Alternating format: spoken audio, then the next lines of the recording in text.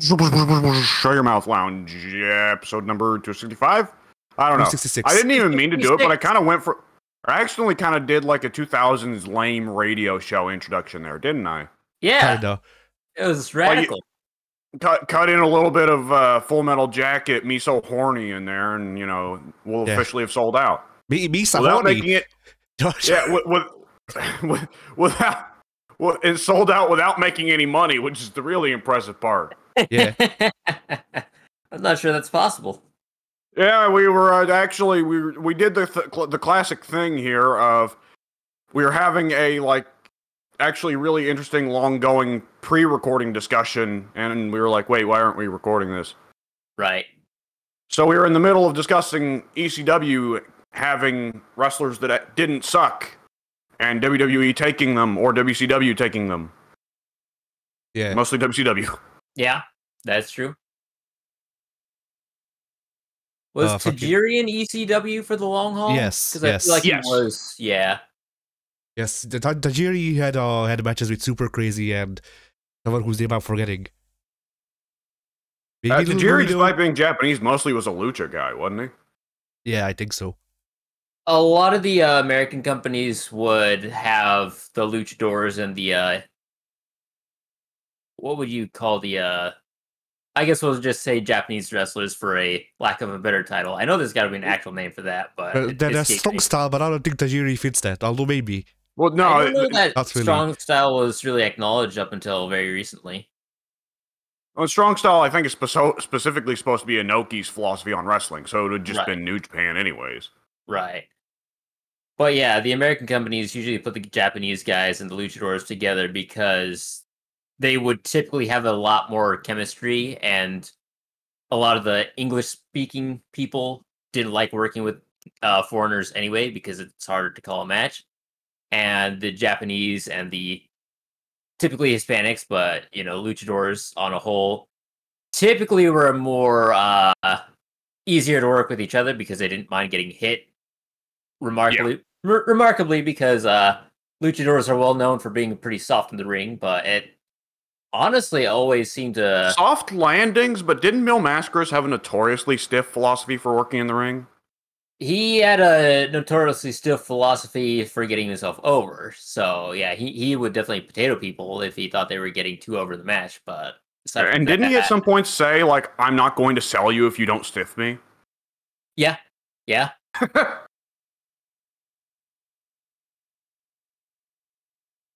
And I mean, I guess there is a bit of there's kind of history of overlap between all three, but. Well, there's just a lot of overlap with the luchadors and New Japan in that style, and I don't understand it, but it's there.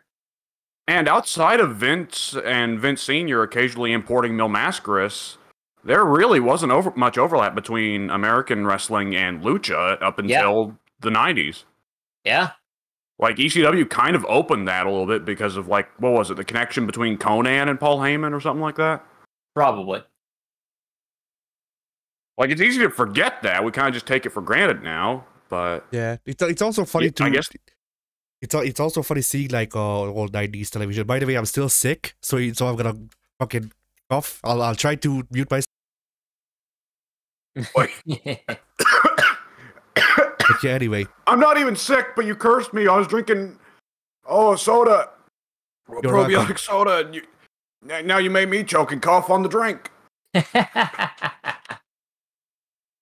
But yeah, it's weird watching old 90s television or wrestling in general, and it's like, okay, when he's on WCW, he's running ECW. And a lot of ECW television was about, man, WCW stinks. We stand up for our friends at the WWF. What underdogs? Well, no, it depends, because depending on the time of day, the day of the week, and who is in the ring, it was either WCW sucks, WWE is better, WWE sucks, WCW is better, Funk Post, ECW is better, or if Rob Van Dam was in I'll go anywhere but here, please God. Yeah. And then some days Sabu shows up for WWF TV and puts himself through a table, and then goes back to ECW. Yep. No, that was WCW. So Nope. No, was it both? no, that was WWF. Yep. ECW and WWF. I think I had like 3 W's in there. They had a very close working relationship throughout the mid-late 90s. And there were definitely episodes of Raw that had like entire hours dedicated to Sabu. featuring ECW talent. No, but that's just Sabu. I mean, it was also through those channels that like Blue Meanie or Too Cold Scorpio came over, right? And of course, Too Cold Scorpio became Flash Funk. Right. And I believe that happened because Vince Russo and Bruce Pritchard were such big ECW marks while they were working at WWF. Right. But like I also remember hearing that WCW signed Sabu for like a month or like 2, and then they would just have him go out every week, and everything that he did was banned aside from falling through tables. So he would just fall through a table every match, and then the match ended. Yeah, I was about to say super late 90s, like 98, 99, I'd say.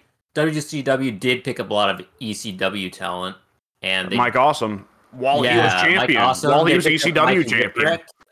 They had Bam Bam after his ECW run. Shane Douglas, obviously. I mean, the stuff with Mike Awesome was on purpose by Awesome because Heyman wouldn't pay him, so he just said "fuck you." Pretty sure ECW had Sandman for a hot minute there. Sabu showed up in WCW just for a cup of coffee in September 11th, 1995, where he wrestled a few cruiserweights. Prominently, his debut match was against Alex Wright. He won, but then the match was reversed because he put Alex Wright through a table after the match. By the end of 95, Sabu was already out of the company. Nice. So that was about 4 months. Impressive. I want to say the only really big ECW steal for WCW in the late days when Vince Russo was in was Mike Awesome when they had him run the I Love Chubby Get Chicks gimmick. Yeah. Oh, yeah. And that was because Mike Awesome like said something to Russo. So Russo was like, all right, I'll just destroy this guy. I'll destroy his credibility. Russo also did Brawl for All as payback against JBL. So Russo, not exactly known for even-handed booking. Half that shit could be Disco Inferno, too, though. Disco Inferno came up with some... Remember, Disco Inferno is the man behind... the Invisible Wrestler, was it? And was he not also the guy behind... Was it him or Terry Taylor that came up with building the Evil Architect? Now, that's an excellent question, and I don't know the answer. I feel like Bill Ding was actually Terry Taylor, because I've heard Terry Taylor loves puns. This is the first time I'm hearing of building. The fuck? Yeah, Bill Ding, the Evil Architect. It was a gimmick WCW ran for like a month of a dude who came out and measured the ring before the match or something like that. Okay, it was WCW, that's why. Shit. Yeah. Oh my god. Did you guys know Mike didn't know about the Yeti up until I told him a few days ago? What did he think How do you not know about the Yeti? Yeah, what did he think the reference was? Well, I think he vaguely, I think, knew about the show starting with Big Show and Hogan's monster truck derby and then Show dying from falling off the building. He did not know about Show coming back from death for the end of the show, a huge Dungeon of Doom run in, Lex Luger swerve, Jimmy Hart swerve, and here's the Yeti as well. And I was looking at that and I was like, oh my god, we shit on Russo. Everybody shits on Russo.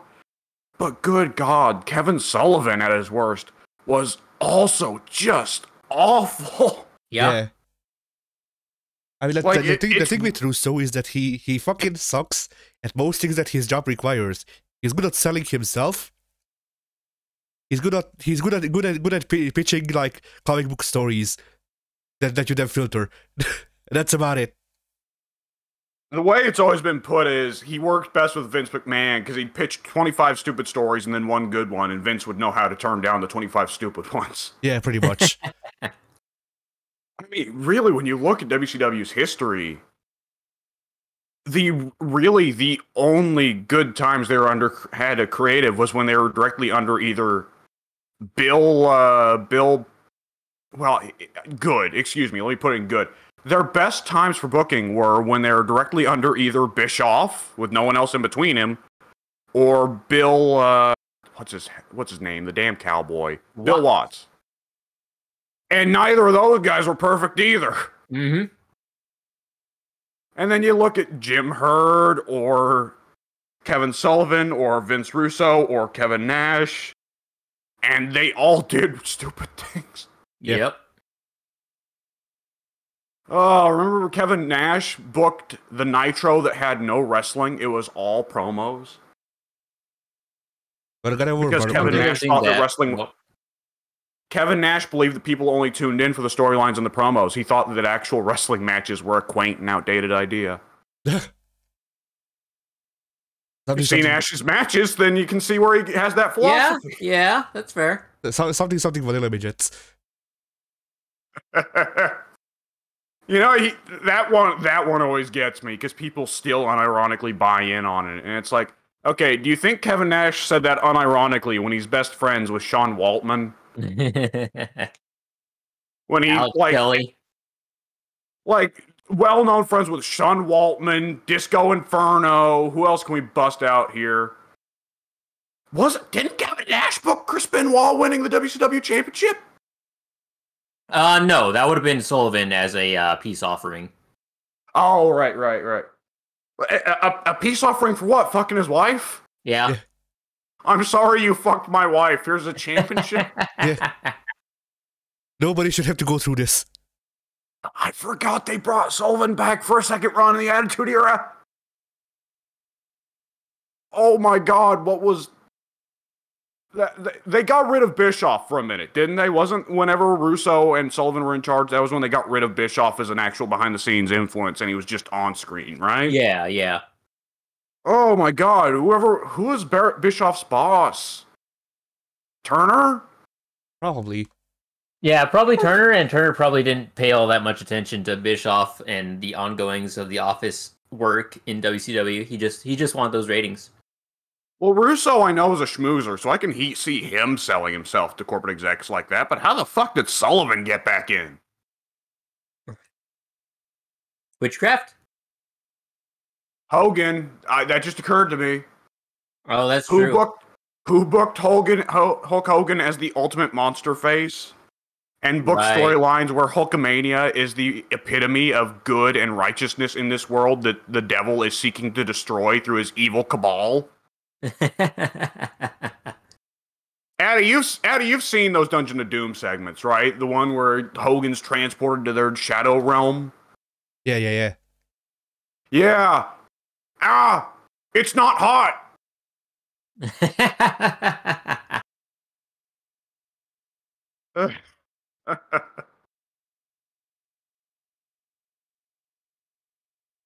Holy Jesus.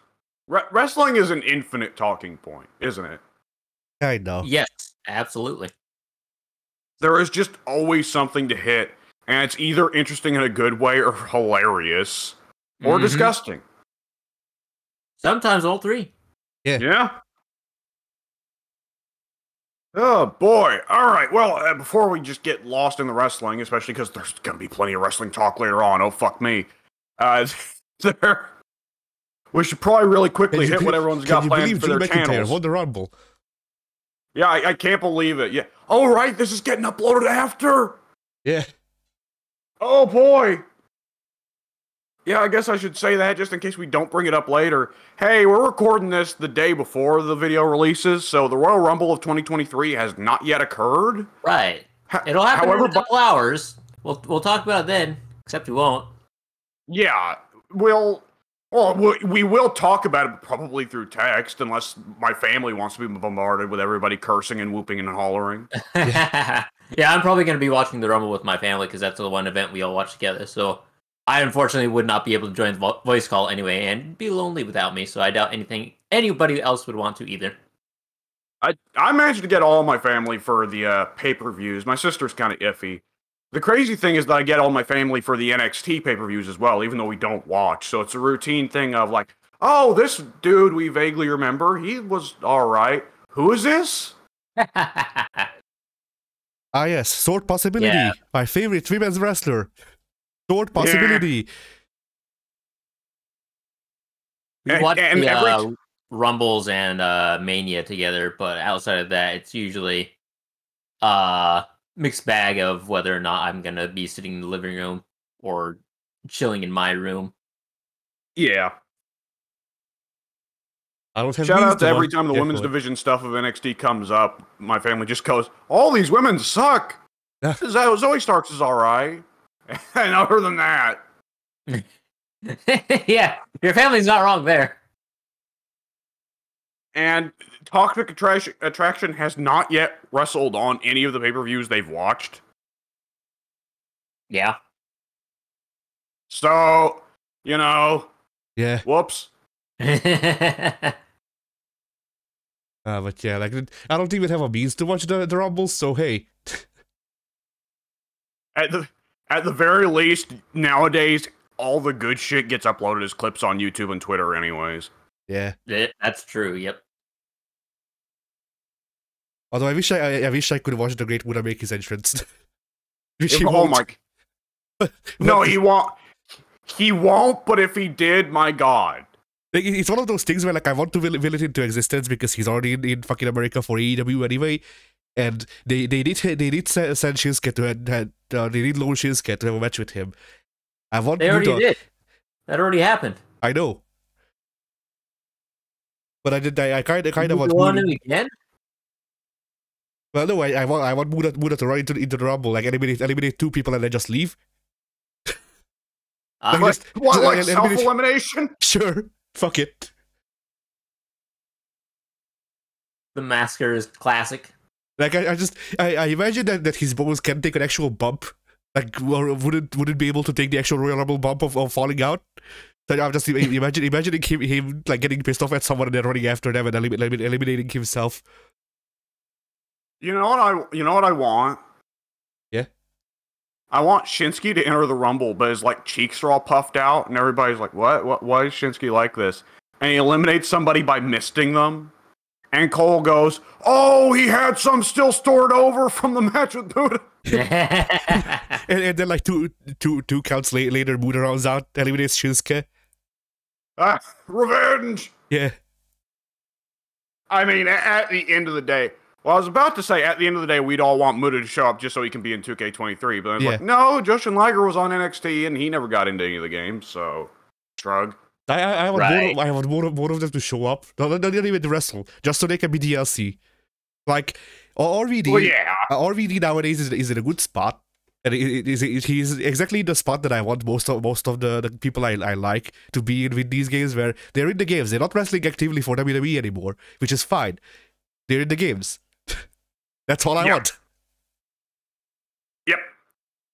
And RVD is not Ronda Rousey, so he'll probably be an on-disc legend this time around instead of DLC. Oh, he's already confirmed. He's part of the showcase. Yes? Yeah, he's in the showcase. Oh, right. He's of course. He's one of the playable characters in the showcase. You can't do the biggest losses of John Cena showcase without RVD. Yeah. Yep. The funniest part of that match... Yeah, go ahead. You also logically wouldn't be able to do the biggest losses of John Cena showcase without Punk, but we are anyways. Yeah. Yep. And I find it funny that we were talking about that during the lead up to the 2K23 announcement of like, well, you can do a Cena showcase without Punk. And it was like, yeah, we were accurate because the Punk match is important to Punk's career, but not Cena's. Yeah. But it turns out, no, it's actually not a Cena showcase. It's a all the time Cena got pinned showcase. Yep.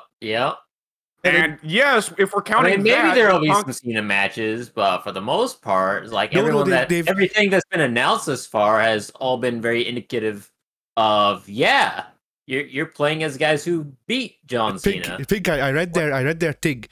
The reasoning for how the showcase is structured, you only play as people who beat John Cena because they wanted to make it so people who hate Cena can beat him up. Actual reasoning. Reason two. Wow. Reason two, they figured that this conveys the fact that John Cena never gives up better. Okay, the first thing I have to say to that is, now that Cena's been retired for a minute, and he went out on his back, other than psychotic obsessives like Rocky, there's not really any crowd left that hates Cena. This is when true. Cena comes back now that now, he's gone, we all miss him. Now when Cena comes back for like special Legends appearances, it is to universal approval. Yeah. Now when people talk about Cena, people are like, "Oh, remember what an underappreciated legend Cena was." But the it is funny though, because it's inevitably, if it's Cena never gives up, well, they're not going to skip over him getting his dick stomped by Kevin Owens, or getting his dick stomped by Roman, or getting his dick stomped by AJ Styles, probably. And those Remember did more or AJ less make Styles in, Cena like, give up. 2019? His whole gimmick was beat up John Cena. Yeah, Great. that one I have not got around to watching Styles versus Cena, but I need to at some point, because that's one of those matches that 10 years ago, like, was a dream match, you know? Right. I still wish that they did a spot. Like, I don't know what the storyline they would need to run with it, but since WWE is keen on doing the old references to old stuff and all that, I just want AJ to come out to fucking get ready to fly, at least once in WWE. The only time I can think of really so they were able to get Cody's I forget. What's that? Is Get Ready to Fly the title of the I Am song? No, that was pretty sure it's just called I Am. It is? Alright, then that's fun. Yeah. I don't know. Has WWE managed? I know WWE has gotten Cody's AEW theme for his return, but has WWE managed to get any other wrestlers' themes from outside WWE? R-Truth says song or Edge's music has been his TNA team since his return from TNA. Yeah, but considering R-Truth does his own song, does that really count? Yeah, I'm pretty sure R-Truth owns a copyright on that, since he's the writer, producer, developer, etc., everything. Yeah. I want to say there was oh wait. So I don't think we could count Cody into that conversation either, because I think that's another situation where he owns his music. He doesn't own the music. He didn't licenses it do out. it. He owns a license to the music. Yeah. Yeah.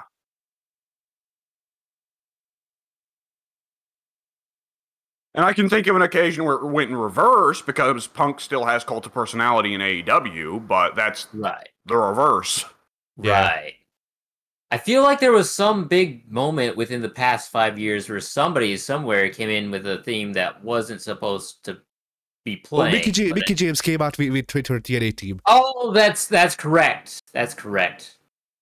But wasn't it Rumble 2022? I think that's when it played, yeah. Well, she came out as TNA Women's Champion at This 2022. is true. Well, So, that would have been technically not TNA, a WWE superstar at that point, yeah. Yeah, TNA very well could have asked WWE to play her TNA theme. Mm-hmm. By the way, what do you think of the odds that she's going to be at the Rumble tonight as well? I wouldn't mind it. She is women's champ for TNA again. Yeah. This is true. I like for that to happen, but I don't imagine it would, because if it were to happen twice, they'd probably promote it as happening twice. Hard to say. I'd pop for it though. I think it's well deserved. Oh, yeah. Yeah. Mickey James can appear in all the Rumbles from now until she sadly departs, but yeah, that's how I feel about that. Well, considering she hasn't aged in the last 20 years, I don't think that anyone will mind either.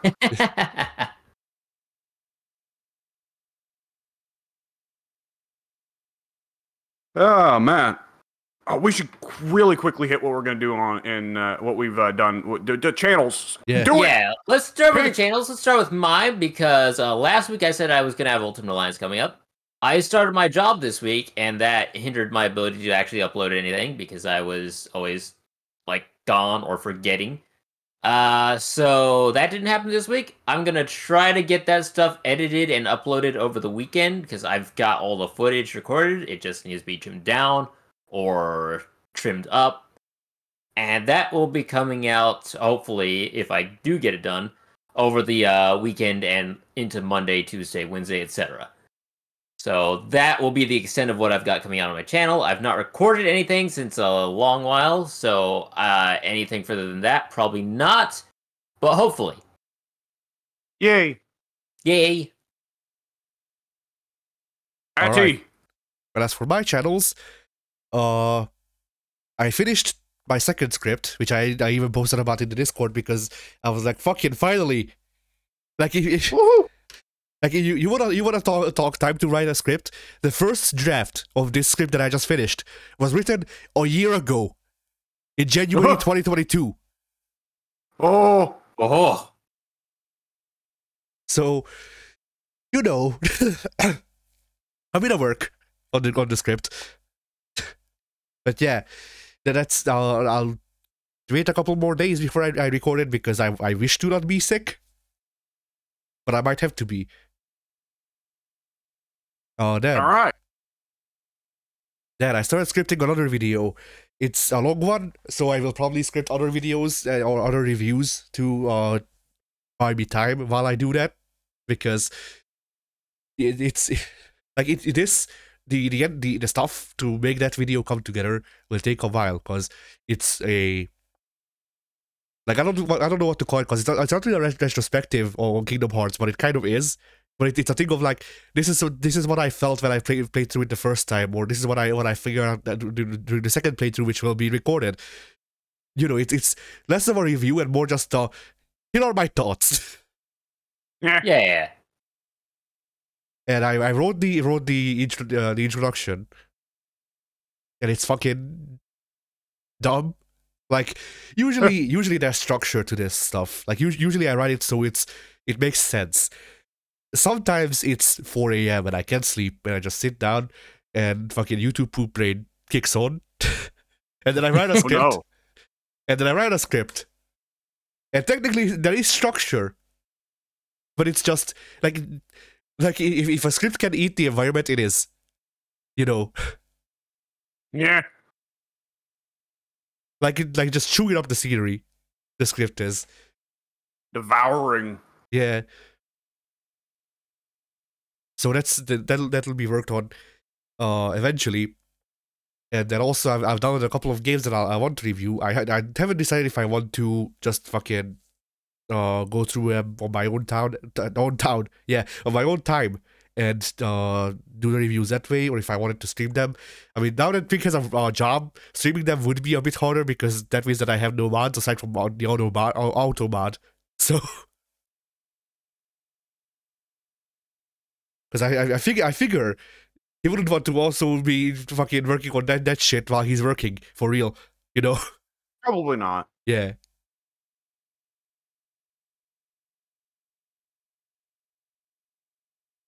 But yeah, like what was I gonna say? Yeah, that's something that I haven't decided yet. Once again, would be harder to do. So I don't know. It's also a thing of like, I don't know how much moderating I could do because of my PC being the way it is. Yeah. Yeah. So yeah. And then I could just make it so there is no chat. But that's kind of removing half of the reason to stream. So Yeah.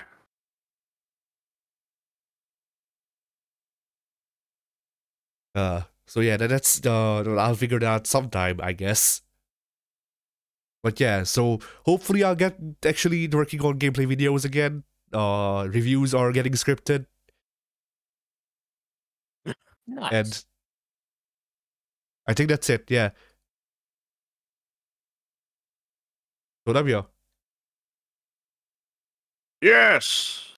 I put out a video that I was not expecting to put out. No, you didn't. You see, so here's the thing, right?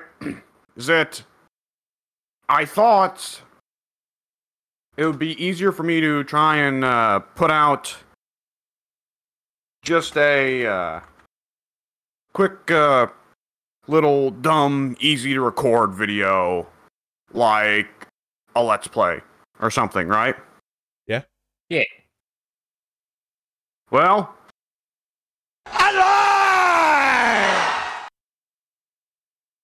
though my hand was forced, I just want an excuse to use that clip because I really like that clip.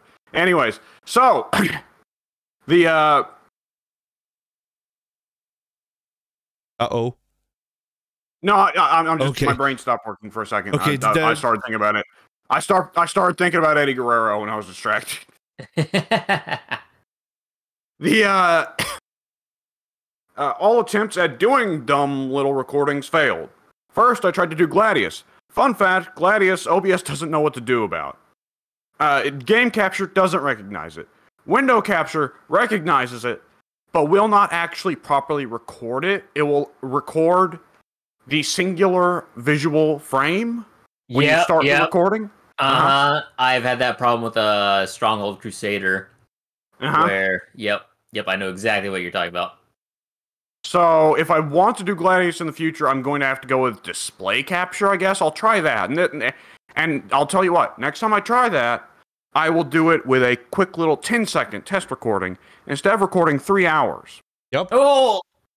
Like, this is the reason that I sometimes dedicate a day to just go through the OBS settings and make sure that they record fine for all the stuff that I want. And then sometimes shit still falls through. I mean, we lost 1/3, I want to say, of the last stage recording just because OBS decided that it wanted to introduce a new glitch to me, which it did, and Pig saw it. Yeah. And the best part of that glitch is that after it gets triggered, it doesn't go away until I restart OBS.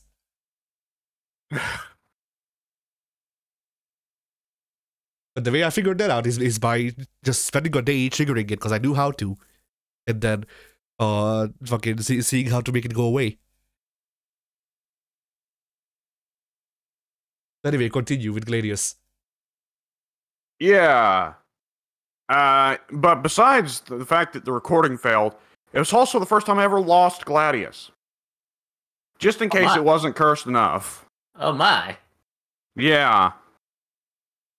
Yeah, it was. I got dick stomped real bad.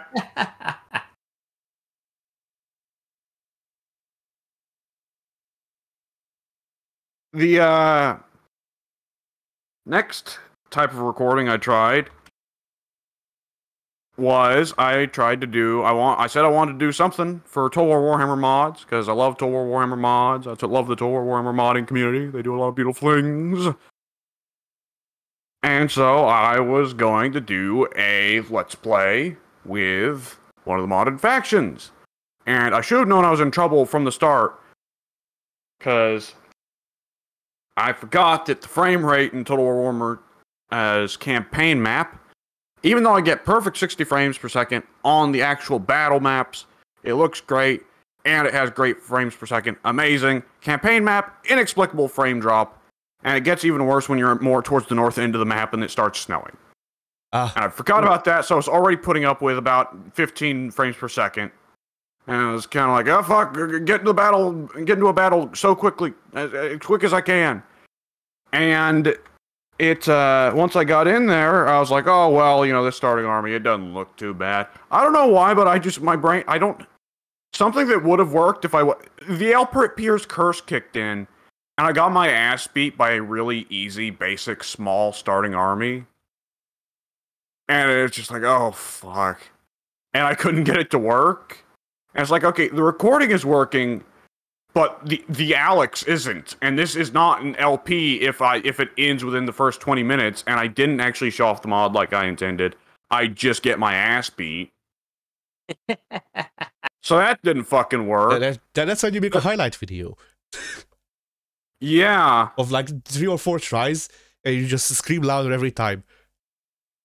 Yeah, then the rest of my YouTube career is built on being a rage baby who hates everything. The third attempt was with Mike at recording Raft. And while Mike has improved his microphone situation enough that he can talk on Discord and I can hear him, his audio quality's a bit bad, but I'm kind of taking what I can get there. However, he cannot hear the game. So that wasn't able to work either, and we sat there and talked for 4 hours while he tried to figure out a solution And in the end, he did not find a solution and instead found a problem where we couldn't talk again. So No. yeah, after 3 attempts that failed pretty badly, that middle one really, not so bad in comparison, I guess. I only lost like an hour. That first and that third one, though, whoo. But in the end, I decided, okay, fuck it. What if I don't go with just an LP where I just jerk off and play the game? What if I just try and do an edited video again? And at like 8 in the morning, after having stayed up all night, the thought ran through my head that always runs through my head when I actually get things done of, fuck it, ship it. And when that thought starts running through my head, that's when I get shit done. And I got it done in like under an hour and a half. Always. And it came in under 10 minutes, so the SES probably won't hate it either, or SEO. However, it is still about a very minor topic, so I imagine SEO won't like that. The thing is with the algorithm is that you want either like a couple of seconds now or a couple of hours. Okay, so I'm gonna guess you either want 2-hour-long ASMR or 2-second long. Okay, I've stuffed. We're going to be running a treasure pyramid run thing on one side, a dank meme thing on another side, and then a Milton Friedman speech on the other. No. Because I've heard that's what the kids are into now. Is they want a YouTube clip that is 10 seconds and stuffs 3 videos into one. Well, no, you want you either want a 4-hour-long video essay on why you think I don't fucking know. Oh, I'm forgetting his name. Shit. Let's say J.K. Rowling. NF Driver. You make I don't remember his character's name. This is the one time that I remember an actor's name. Kylo Ren. Yeah, Kylo Ren. Yeah, you make a 4-hour essay on why Kylo Ren is hot, or you make a 10-second video where you deep fry a SpongeBob clip. You also put other dank memes on it, and then the music is like 100 gex under that. What? Gex as in Gex the Gecko from PlayStation 1? No, GECS. That's all. That's a. Well, that used to be a meme musician, quote unquote. I think that the kids listen to. I don't know what the kids listen to. Well, I know what the kids listen to nowadays. I have a niece, but it's just like, okay, so what if Nightcore Simple Plan, and that's Spain.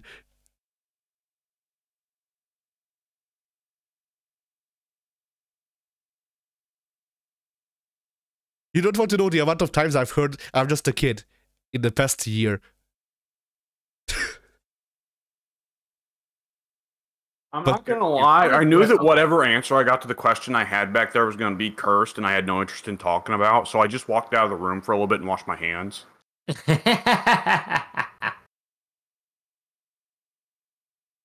I can still hear you. I've got the wireless earbuds in. I was like, oh, this is not gonna be something that requires my answer. Either I get something depressing, or I get something that Addy will elaborate on for a whole minute. In either which way, I'm safe to not talk for a little bit. I'm going to go wash my hands because I don't know what this is. And it was both. Yeah, like, I think it's from breakfast. I think I spilled a bit of syrup on my pants. God damn it. And now it's hardened. That's no good. Plank! Yeah! Weak! All right, so not a lot to go over this week, which is fine because we want to talk wrestling later. First things first, probably the only thing that I can remember. Fire Emblem Engage came out last week. Didn't get to play it last week. Got to play it this week. How's it on your Nokia? Pardon me? It's for the Engage. What is an Engage? Nokia Engage. I don't believe that exists, sir. Am I mixing up the fucking phone manufacturers? Probably. I think... What is Nokia? I think that's a phone company. Yeah. I've never heard of the Engage though. I feel like they had a phone called the Engage in like the mid-2000s. I'm gonna look it up. So yes, Fire Emblem Engage. This was a title that I was not really looking forward to or paying attention because I saw their reveal trailer way back in the day, whenever that was obviously revealed. And there were a lot of mechanics that they featured that looked very gimmicky. So I initially thought it was a spin-off game, It's but real. then the Nokia Engage is real. Yes, the One Piece is real. I'm going to look this up. Yeah, I'm about to send you a picture. I don't think I've ever seen Addy so intent on derailing someone else's talk in like under a minute. Oh, not even is it not an Engage, it's a capital N gauge. You are clipping Pink's ankles every 10 seconds, you motherfucker. That's not a phone. That's like a Game Boy. Oh, wait, it is a phone. What the heck is that? There's a Nokia N-Gage unboxing in 2021? It's the Fire Emblem machine. Ah. Mobile phone and a handheld game system developed by Nokia, announced on November 4th of 2002, released on the 7th of October 2003. For anyone who is curious, I'm sure at least somebody on the world was. Somebody bought this, I know, because we have an Engage unboxing in 2021. Yeah. But yeah, Fire Emblem. Fire Emblem. Yes. I thought it was a spin-off title, but then when it was announced it was a mainline title, I was like, what the heck? That looks stupid. I don't get it. The main character, new protagonist thing looks dumb. But whatever. It's a new mainline Fire Emblem game, and I'm super excited because this means there's a whole new roster of characters to add into the next Super Smash Brothers number, title, suffix, etc. In the next 80 years. So yes, that makes me very excited. I can't wait for the next Smash Brothers DLC, where it's all Fire Emblem all the time. Brings me joy and everlasting peace. But yes, I purchased and played Fire Emblem Engage. Didn't have a lot of expectations going into this. I knew it was a Fire Emblem game, and those are always good, so it couldn't be that bad, even with all the gimmicks slapped on top of it. But when I actually played the game, all the gimmicky aspects of it, it didn't feel like out of place or incoherent or like they didn't belong. It all felt very natural. It was a lot like the pop-up finishers from 2K14. I remember seeing footage of those and thinking, oh, that looks so dumb and out of place. It's not natural and it shouldn't be in this game. And then I played 2K14 and I did a pop-up finisher. And I was like, hey, that actually felt kind of smooth and I didn't hate it. That's all right. It's fine by me. It gets my stamp of approval. And so that was my initial reaction with Engage as well. So the gimmick that I'm referring to is that they're quote-unquote bringing back several of the main protagonists from across all their series. This is kind of a nostalgic Fire Emblem. And they're doing so by not actually bringing back the characters, because that would make sense, because they all take place in their own fictional universe. But what they've done now is incorporated these emblem rings, which, for those who are uneducated, just think of them as... What can you think of them as? Think of them as the Infinity Stones from the Avengers. Infinite? Yeah. Okay. Are you saying as a plot device or as a gameplay device? Because that changes. Both. So, yes, the plot, very much just Avengers Infinity War. The Infinity Stones are yours, and the bad guy wants them, and then he'll take them, and then you have to get them back. But the emblem rings themselves, they house a protagonist from one of the previous Fire Emblem titles. So you start the game with the emblem that contains Marth. And in battle, you have the option of quote unquote engaging with Marth, which will give you unique powers, abilities, and a unique weapon for 3 turns, because it is a turn-based combat system. So engaging with the emblem ring will give moderate buffs to your character and give them all those unique abilities, and it's fun. It's a unique way to introduce new tactics that you have to be aware of, because some antagonists, some protagonists or emblem rings provide weapons that would be very beneficial in your current situation. Like Marth comes with the rapier. The rapier is super effective against cavalry units and heavily armored units. So if you slap Marth on a character that doesn't have any weapon that is strong against those things, you'll actually want to engage with the emblem to get access to those abilities. And it's good. I like it. It's all smooth. It's very pleasant to use and doesn't get in the way of anything. It feels very natural. So, Fire Emblem as a series, previously, most all the previous games, they have a system called the Weapons Triangle, which was removed in 3 Houses, but they've brought that back. So now it's got a rock, paper, scissors advantage type thing to it, where axes will best lances, lances will best swords, and swords will best axes. And in previous Fire Emblems, all that would do is adjust the stats to the weapon or the attacker that is initiating combat, to where if an axe wielder is trying to attack a sword wielder, then the axe wielder is going to have a lot less accuracy on his weapon and decreased speed as well. And speed is a stat that is super important, because that will enable you to have a follow-up attack if your speed doubles that of the person you're attacking or defending from, if that makes sense. But in Engage, not only have they brought that system back after deleting it from 3 Houses, they've brought it back in a way where now not only does an opponent suffer a negative penalty stat to their stats if they've got the inferior weapon type to whatever is attacking them or they're defending against, but now if an attacker hits a character who's got a inferior weapon, then that weapon will quote-unquote break and will render them unable to counterattack or defend from any other attacks for the rest of that turn. So it's a really unique design.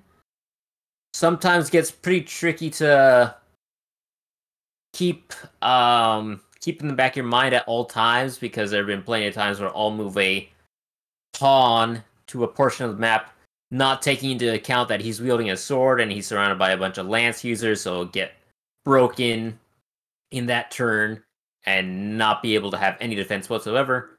But it's fun. It's very unique. I liked it.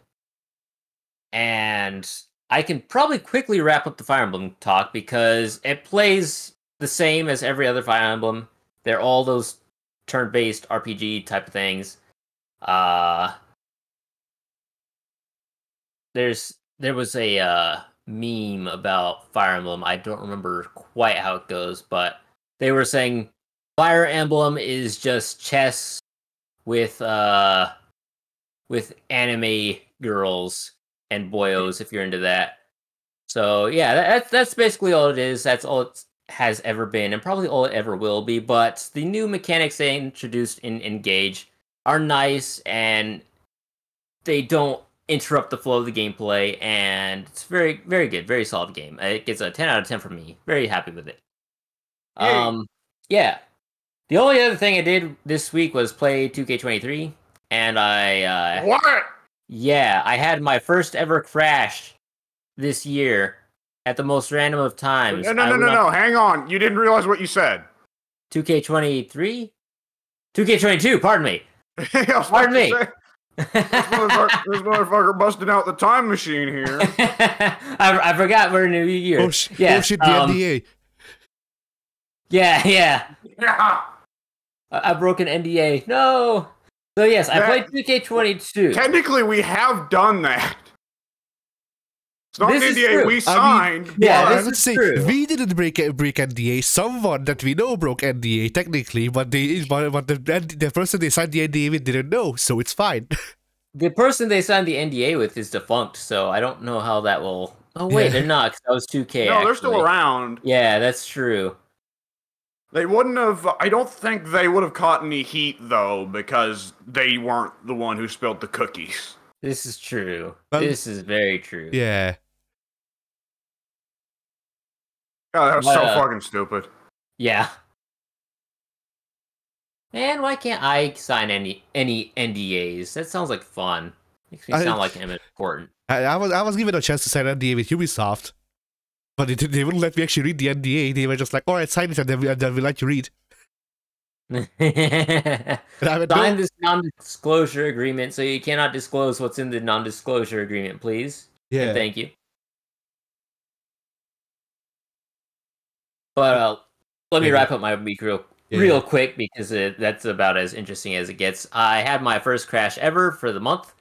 I know a lot of you guys have problems with crashing. I typically don't. But when I was on Community Creations the other day, I went to the search function, started to type out Terry Funk, and then my game crashed on me. So I think that was a sign from God that I should not include Terry Funk in my game, or any other game for that matter. So that settled that, and I've learned my lesson. No, he's currently retired. Try again next month. But yeah, that wraps up my week. Just a lot of Fire Emblem and a little bit of 2K22, not 23. That's what they want you to think. Well Howdy. then. Let's see, what did I do this week? Now we played Mortal Kombat with Dom, yeah? Which one? 11. Ah, We tried to my get, favorite character is the Bee Lady. we tried to get into a match, and it worked. Thankfully, 11 is not region locked like 10 was, which is why we got into a match. And then I did a good combo. And then it was 6 a.m. Oof. I curse you for getting me back into that game. Yeah, like That has been the game that I play in my free time for the past week, ever since you made me start playing it again. And it's agony, because it's like, I really enjoy this game a lot more now after all the changes when I actually get to play it. But it's a NetherRealm fighter, so most of the time I'm leaving the AI playing the game and farming resources for me. Yep. Like, you know, people say that there's a lot of things to do in NetherRealm, and when you lay it out, sure. But at the same time, there's actually a lot of watching the AI play the game. Like, Well, the issue is that the reason you want the AI to play the game isn't even to save you work, because it doesn't really save you time. You still got to sit there by the controller hitting X after every match to continue. yeah. The reason you have the AI play is because every fucking tower they generate spawns 8 million ice rockets that hit you, and they track. Fuck you. Yeah. Or like Every here's 5 minutes, here's Ed Boon Shao comes to Kahn. your... Or like here's Shao Kahn. He's the only enemy in the tower. There's a 50-foot, like there's two states that he can be in. Impervious to damage, kills you in one hit. These two can overlap. Yeah. Every 5 minutes, Ed Boon comes to your house and dick punches you. Do you want the AI to take the dick punch? Yeah? Yeah.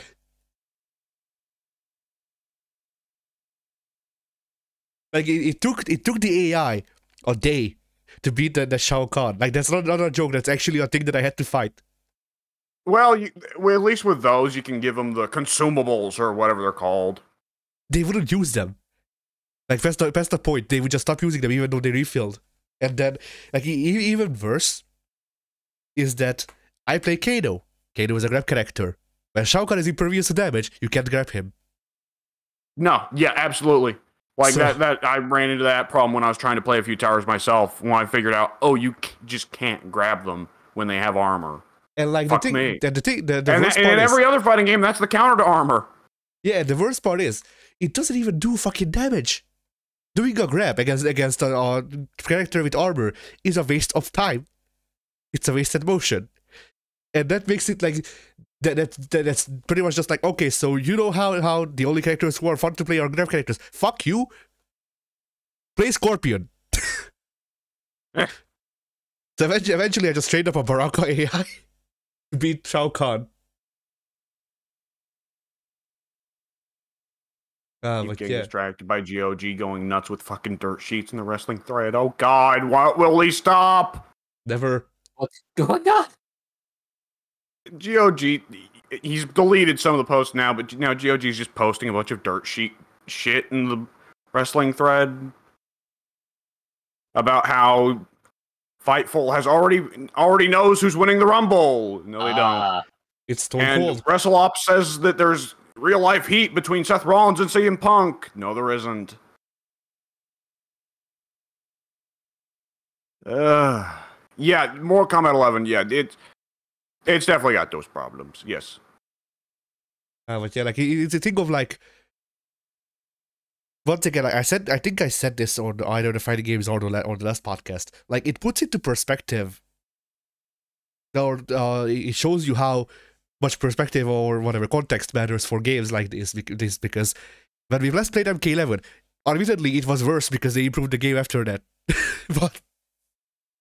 but either which way, last time we played MK11, it was fucking boring as shit. It still kind of is depending on what you're doing. If you're going through the towers, then it can get there very fast.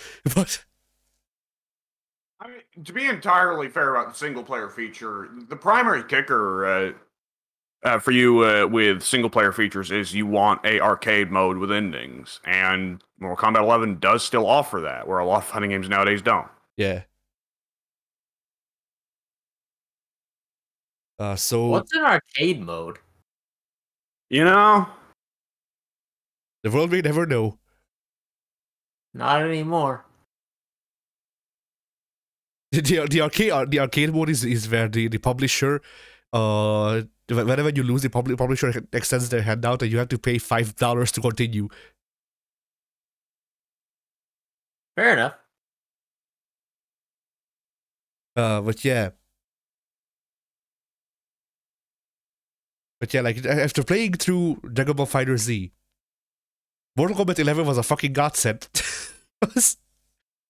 It actually feels like I have control over my character, and what I do with my character, it's not just sometimes I throw out a special, and otherwise just bash my schooling with the fucking square button. a lot of the, my understanding, a lot of the strategy of Dragon Ball Fighter Z is Super Dash or Fireball or Throw. But Throw isn't Throw in Dragon Ball. It's like some kind of hit rush. I don't know. It's throw in Dragon Ball is dust. Like it just is. But yeah, like compared to Dragon Ball Fighter Z, Mortal Kombat 11 is really very good. Yeah, they're kind of both a little bit, more combat, less so, since they've toned down, since they've given the characters more possibilities of what they can do in the patches since. Or maybe I was just dumb and wasn't noticing before that there was always more you could do with the characters. But on some level, Mortal Kombat 11 and Dragon Ball Fighter Z are both kind of extremes that go in opposite directions but the same direction, where they're the end of this philosophy of deliberately simplified fighting game design and character design. The difference being Mortal Kombat 11 tries to be very slow, very neutral focused. Generally, a lot of the aggression in the game is in the form of heavy block pressure. Dragon Ball Fighter Z, not so much. You know, defense is stronger, neutral is way weaker. It's about big combo, but the big combos are simplified big combos. Yeah. And so like both of these games can get very boring very fast because it's like, as Dom just said, they have the same problem, or they have similar to the same problems, but they're on two different ends of the spectrum. Like it's the horseshoe effect once again coming into play. They're not so different. But yeah, it's a thing of like in Mortal Kombat, my character has one combo. I figured that one combo out. It does good damage. I can hit it consistently. That's the game now. In Dragon Ball Fighter Z, my team has one combo. I figured that one combo out. I can hit it consistently. That's the game now. And the neutral is super dash or grab or fireball. Yeah. Maybe you'll get. Of course, it needs to be said. Neither of us are super experts in either of these games. Maybe there is a deeper layer when you get to the competitive space. But I mean, do you want these to be the impressions that people walk away from having put in a little bit of time with the game? Yeah, like the thing is that the DLC characters from Fighter Z change the game up so it has more complexity, and it's more fun. But we don't get access to the DLC. Like, you know, it's a thing of like, yeah, I get it. It's like not, you know, it's not something that shouldn't be taken into account. But at the same time, I shouldn't have to pay extra money just to make the game fun. That come to think of it, that is actually a thing to mention for past NetherRealm games, because past NetherRealm games have had a bad habit of the DLC fighters are way wackier and turn the game meta on its head more than the core fighters. Whereas with Mortal Kombat 11, it kind of feels like when they dropped the DLC guys, they also just generally made the core roster better too.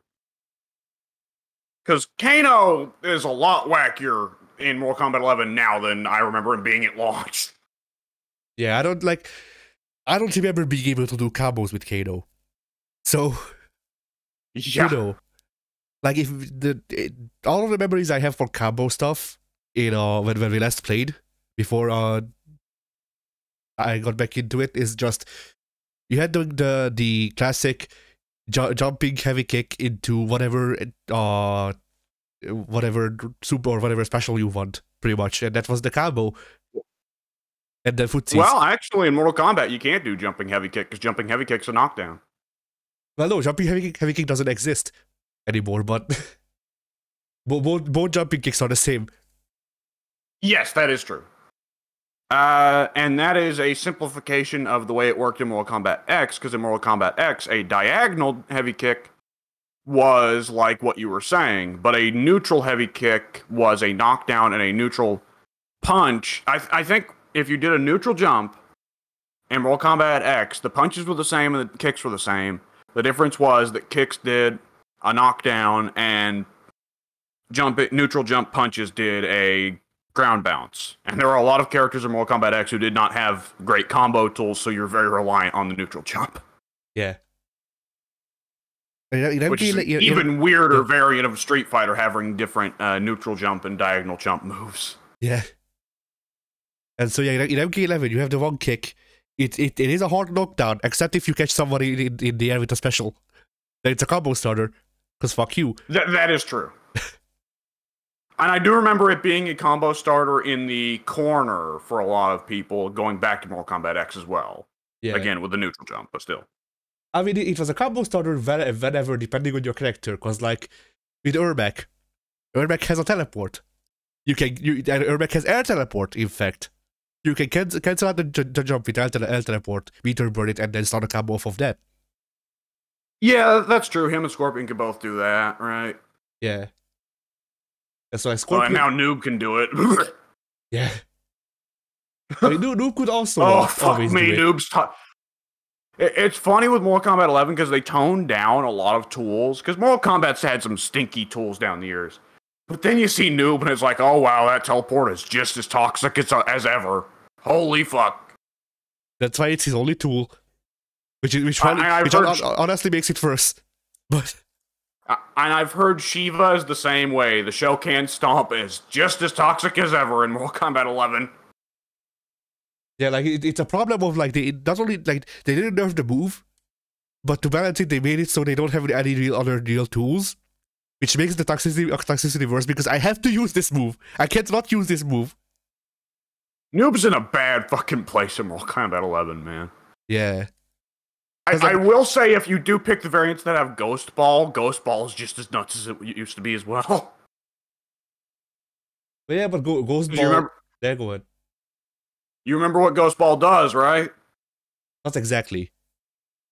It's an unblockable fireball. Oh, yeah. That if you get hit by it, it puts you a status effect on you that you can't block for like the next 5 seconds. You want to talk about your no mix-ups? You want to talk about your fucking Cyrex 316? Yeah. That is pretty well a button of, dude, just start mashing crouching jab, because that's the closest thing you got to defense now. Yeah. But yeah, like,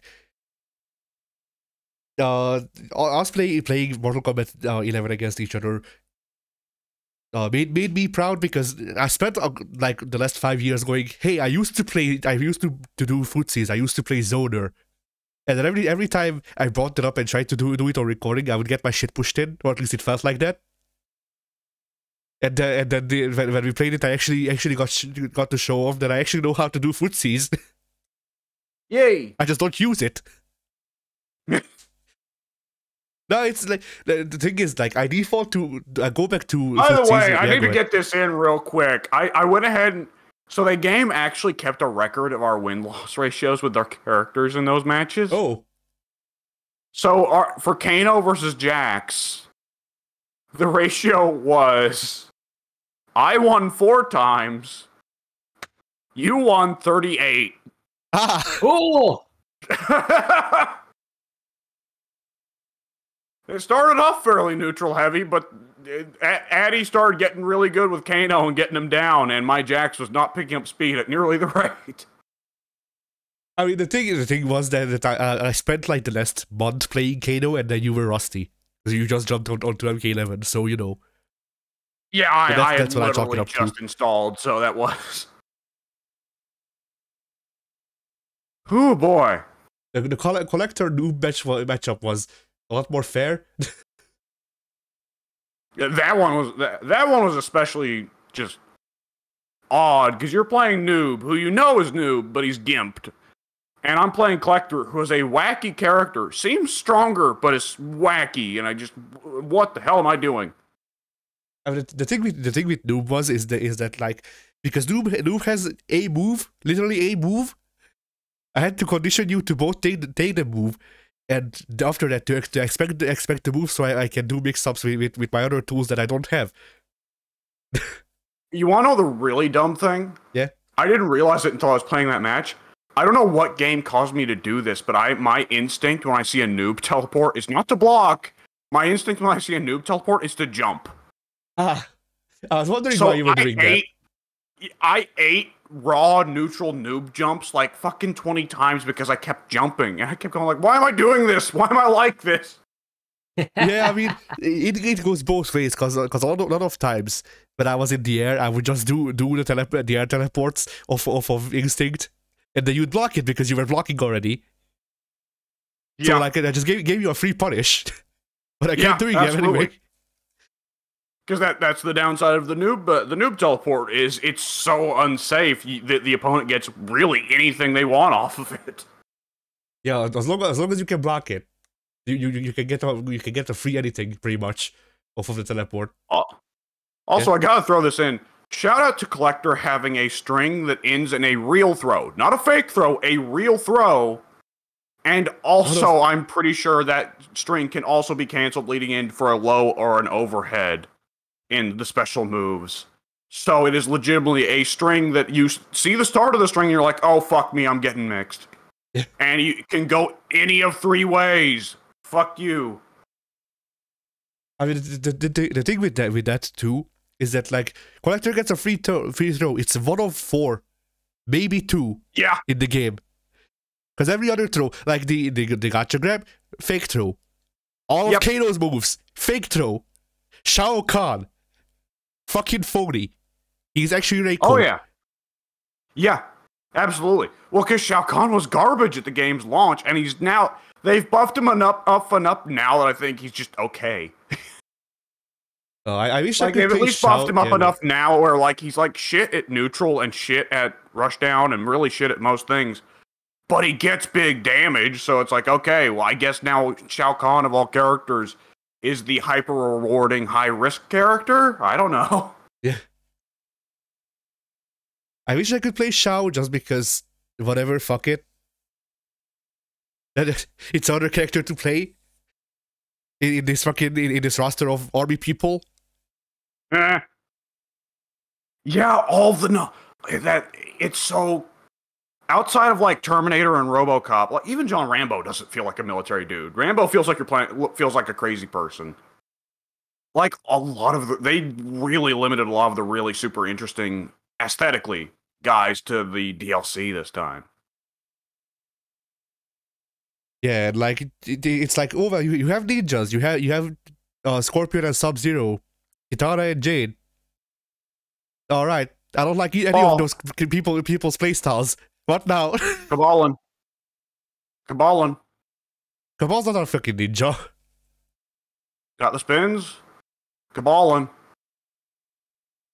Hate that fucking guy. Even the Cabal AI is a menace. Yes.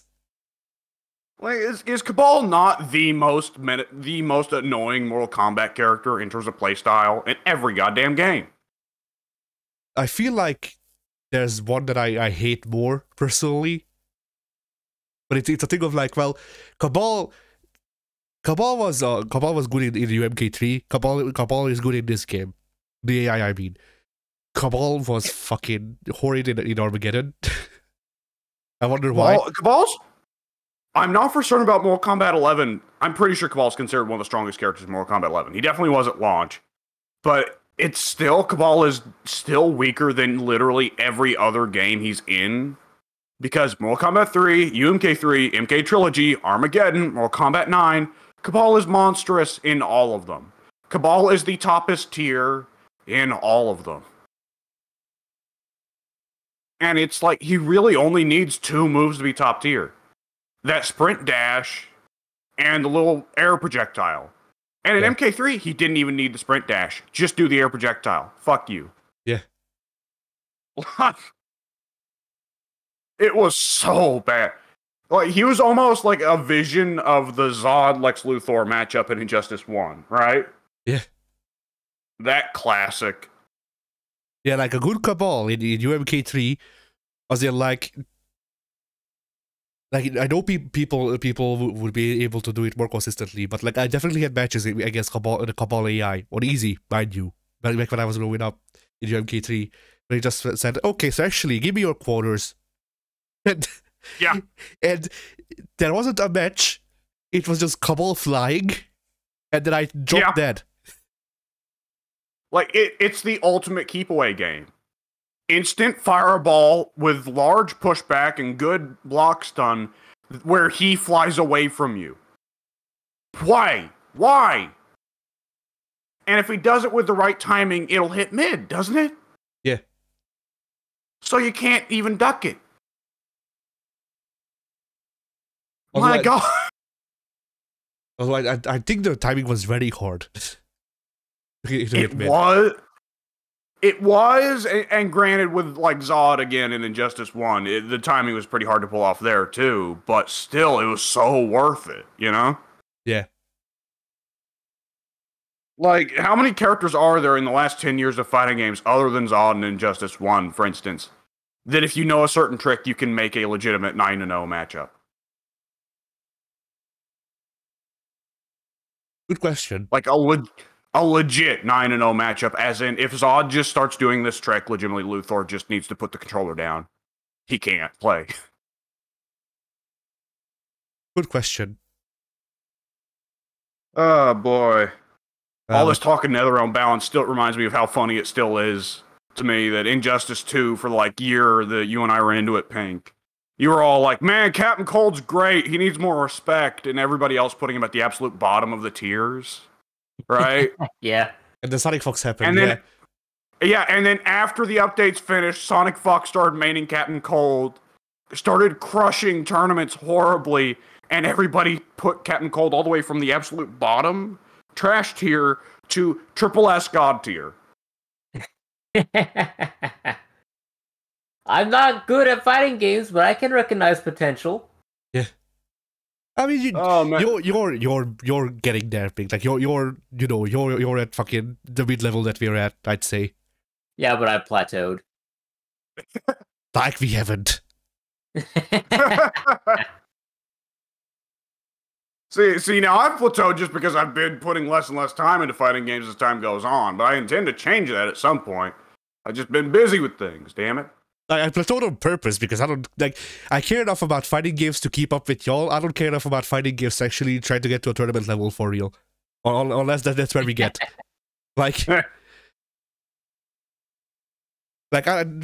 it's one of those things where like I only train myself up to play fighting games as good as I do. Like from the point that we were at when we started, just to keep the matches interesting for y'all. And now it's become a thing where like I beat y'all consistently because y'all don't play fighting games consistently anymore. And that's pretty much it.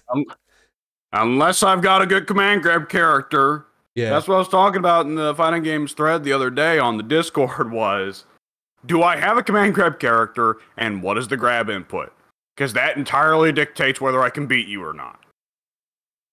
Because you were dick stomping me hard with Jax the other day because Jax has a command grab input of down, back, forward.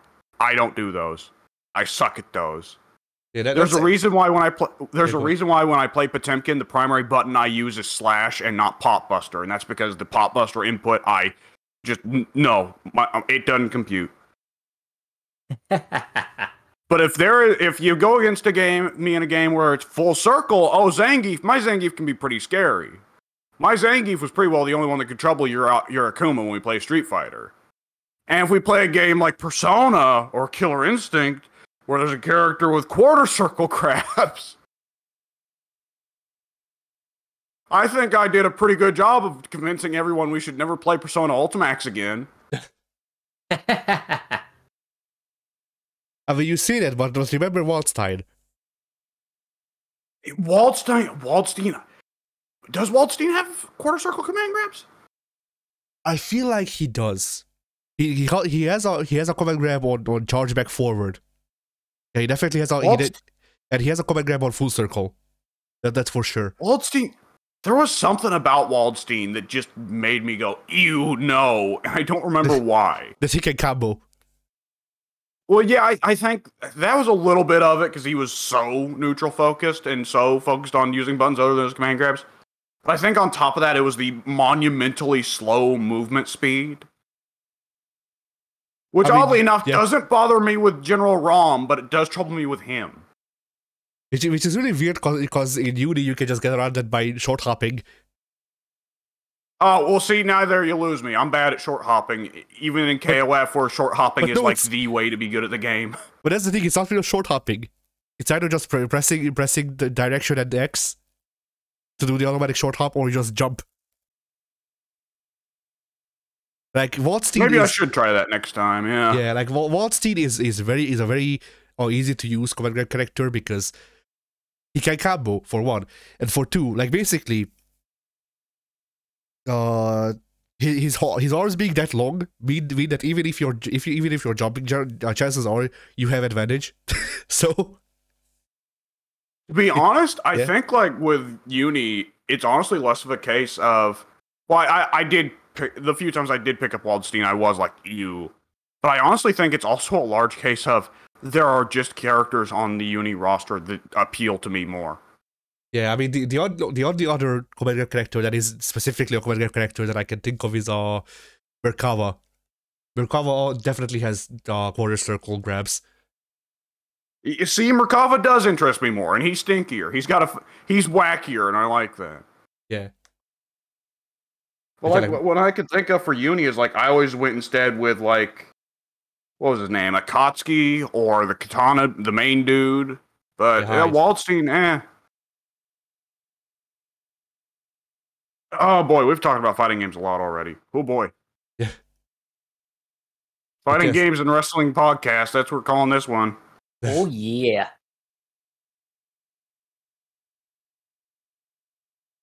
People who aren't fighting game or wrestling fans, beware.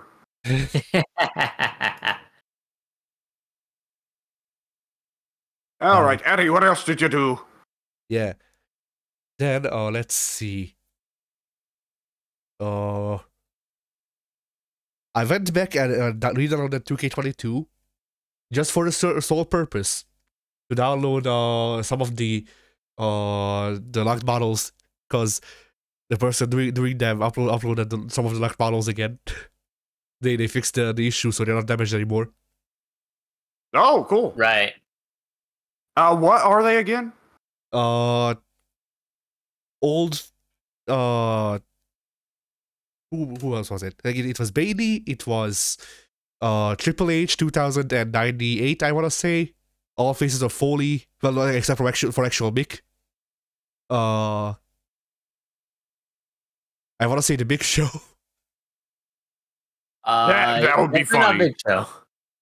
There's no way, because AEW would sue the shit out of them, but that would be funny. Who was it? There was someone else. There were a lot of people. Looking on Twitter right now to see images.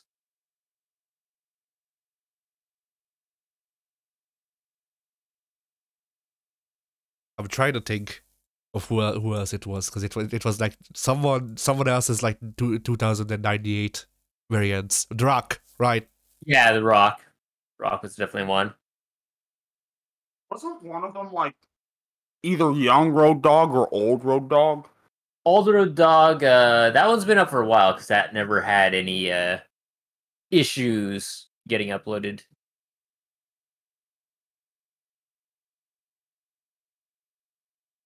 And that one doesn't make sense to me, because it makes sense to me that, like, okay, because the ones that were at first found in the files and put up were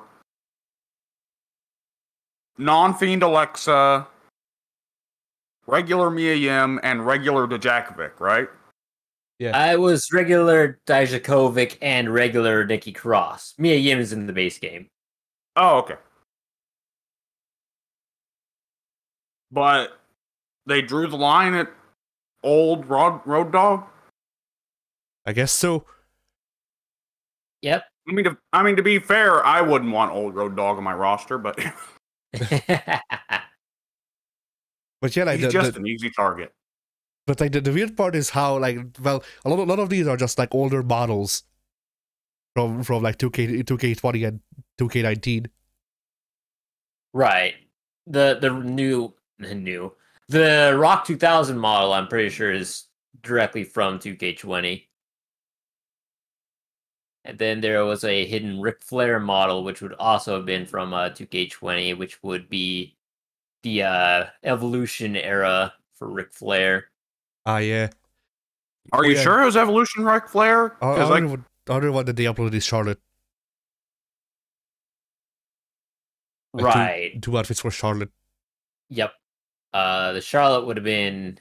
Charlotte's attires, the locked attires, the hidden attires, were either from 2K20 and or the My Faction mode, because that's what Triple H was tied to as well. Triple H DX98. That's the one I remember people getting mad, because like, what the hell? Why is Classic Bailey in here but not playable? Right. Yeah, and they've got updated Rhea Ripley in the My Faction, and that's also downloadable. Or at least it was a few months ago. But so Judgment Day Rhea Ripley's in My Faction, but not in the regular game? Yep. Yep, it's stupid. But where's Prison Dom? Now that's a question. I guess in the 2K universe, he's still in prison. Yeah. Yeah.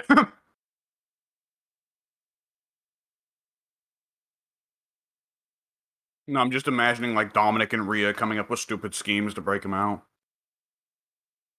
Finn's not even there, because Finn doesn't give a shit. He's just here to get paid. Right.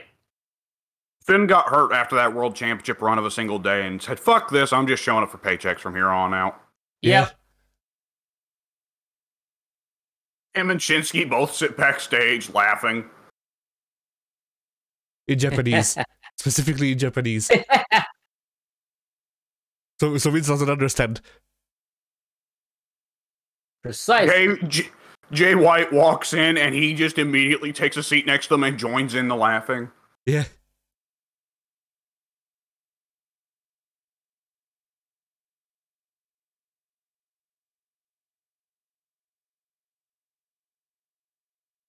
I guess looking on Twitter here, a Nation of Domination Farouk Yeah. got up there as well, and I don't know what version of Farouk we have in the base game. I just know that It's he's APA. Farouk, not No, Ron APA. Simmons. Oh, Farouk. APA. We have APA for I never know what to do with him because I don't acknowledge Farouk as a singles guy, but he doesn't have any of his tag team partners in the game in their tag team gimmick. So what do I do with him? What? I love Ron Simmons, but damn, what do I do? I love Ron Simmons, but I'm not like Nation of Domination is relatively funny, but there's not a whole lot you can actually do with a black supremacist gimmick. Right. And APA, I just think is really dumb. I like both of those guys better as singles guys. Yeah. But we're never gonna get a WCW Ron Simmons in these games. It's always gonna be Farouk. Yep. Yeah. Yeah, I like Ron Simmons, but I don't want to see JBL working. So I use JBL, but only as a shit heel. Similarly, after a couple of months, I disabled Happy Corbin because fuck that guy. Well, considering there's like 3 Corbins in the game, which one did you do it? All of them. He's unemployed. Fair enough. That's probably another variant. Unemployed Corbin. Yeah, every day I disable one additional Corbin, and they just keep showing up. Tomorrow you're gonna log in and see Shin Corbin, and you're like, what? Rare Corbin? SSJ3 Corbin? Super Saiyan God, Super Saiyan Corbin. Evil Corbin. Violent Corbin. See, now that... I've been trying to push Violent Theory as a gimmick for a while now, and I'm the only one who does it because you're not in the wrestling thread, but I'm gonna keep pushing that one. I mean, he's been showing it a little bit, not as much as I would like, but he's been Violent Theory a little bit. Unfortunately, his hair doesn't explode into a massive afro like Violent Ken's does, but you know.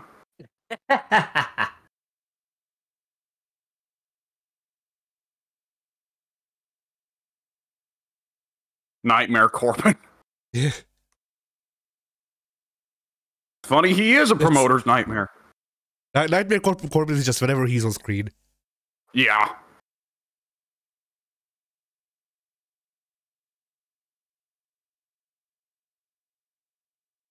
Okay, I'm trying to think of what are some other wrestling specific variants because there could be fake Corbin, somebody else doing the gimmick, like fake Sting or fake Diesel or fake Taker. Fake Corbin, but the person they bring in as fake Corbin is a better wrestler. I was thinking for a second, fake Corbin, it's Petey Williams again. Sure, it's fucking Gilbert. Yeah. In a Hawaiian shirt. Would that be Gilbin or Corgil? He'd be Billy Corbin. Billy Corbin. Yeah. Fucking owner of the NWA. I just remembered that the Godfather is not in the base game in 2K22. Yeah. Oh, but he's not DLC, is he? He's a hidden alt. Right, but Shango is in the game. Oh, that is weird. Yep, I forgot about that. And I forgot Papa Shango was Kama Mustafa. Because I saw Godfather on this Twitter post here with all the hidden My Faction characters. I was like, wait, what do you mean? That's the Godfather. He can't have a hidden alternate attire slot if he doesn't have an attire on the. Oh wait! Oh wait! Yeah. And like I get that Papa Shango can be slightly nostalgic for some people. And obviously the preferred variant for that guy is not Kama Mustafa by anyone's measurement. Right. Well, if you're gonna get Papa Shango, why wouldn't you spring for his much more popular gimmick? Right. The Good Father. Well, yeah, I was about to joke. We can go for 4 here, Good Father. Even with Kama, you can either go with when he was a singles guy, then he was $1 Million Corporation, I think, then he was Nation of Domination. Mm-hmm. My God. So that guy sticking with the company is almost certainly just because he's Undertaker's buddy, isn't it? Godfather? Yeah, isn't he one of Yeah. Taker's Bone Street crew? Yeah, absolutely. Oh wow, that was loud. What was it? If Was you it didn't hear it, food? then it doesn't matter. Was it food? No. Okay. Fair enough. You're off the hook. It was his knuckles. Yeah. They've been sucking fuckles. Ooh, obviously I don't want this to go on for too long because we got the Royal Rumble to do, and there's also the, I'm probably going to be having pizza later tonight. But we should get in some Fire Pro once this is done. Yeah, I'll see if I can, because I definitely got some things to take care of. But yeah, I'd definitely be down for that. Because it does occur to me right now that you guys have not yet seen the one who sucks fuckles. Yes. We have not. And we haven't really brought to bear any of the characters you made the other day either. All right. Whose week were we on? Mine? Yeah, okay. mine. Yeah, so... Attack. Then, I played a bit of Kaze and the Wild Masks. It's a game that I got for Christmas. It is inspired by a lot of games, including, but not limited to, Crash Bandicoot. And that's the main inspiration, but it's 2D. Rayman, the 2D ones. That's kind of bad, not gonna lie. Well, that depends. Is it the modern 2D ones, or is it the first game? It's a mix of the both. Or it's a mix of the two. So it's either really good or really bad. Because it's a level design too.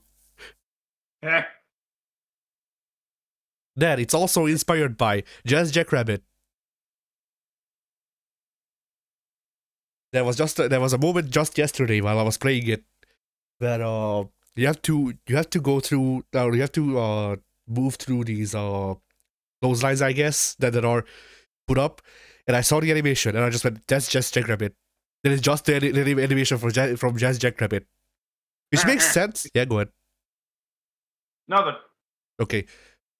So yeah, makes sense. The main character for this game is a rabbit. So you know, if you're gonna take inspiration, might as well take it from the other rabbit platformer. Running gun. Just Jackrabbit was fucking wild. I wish Epic would release it on newer stuff. I know it's on GOG, but I don't want to give God of Gaming money.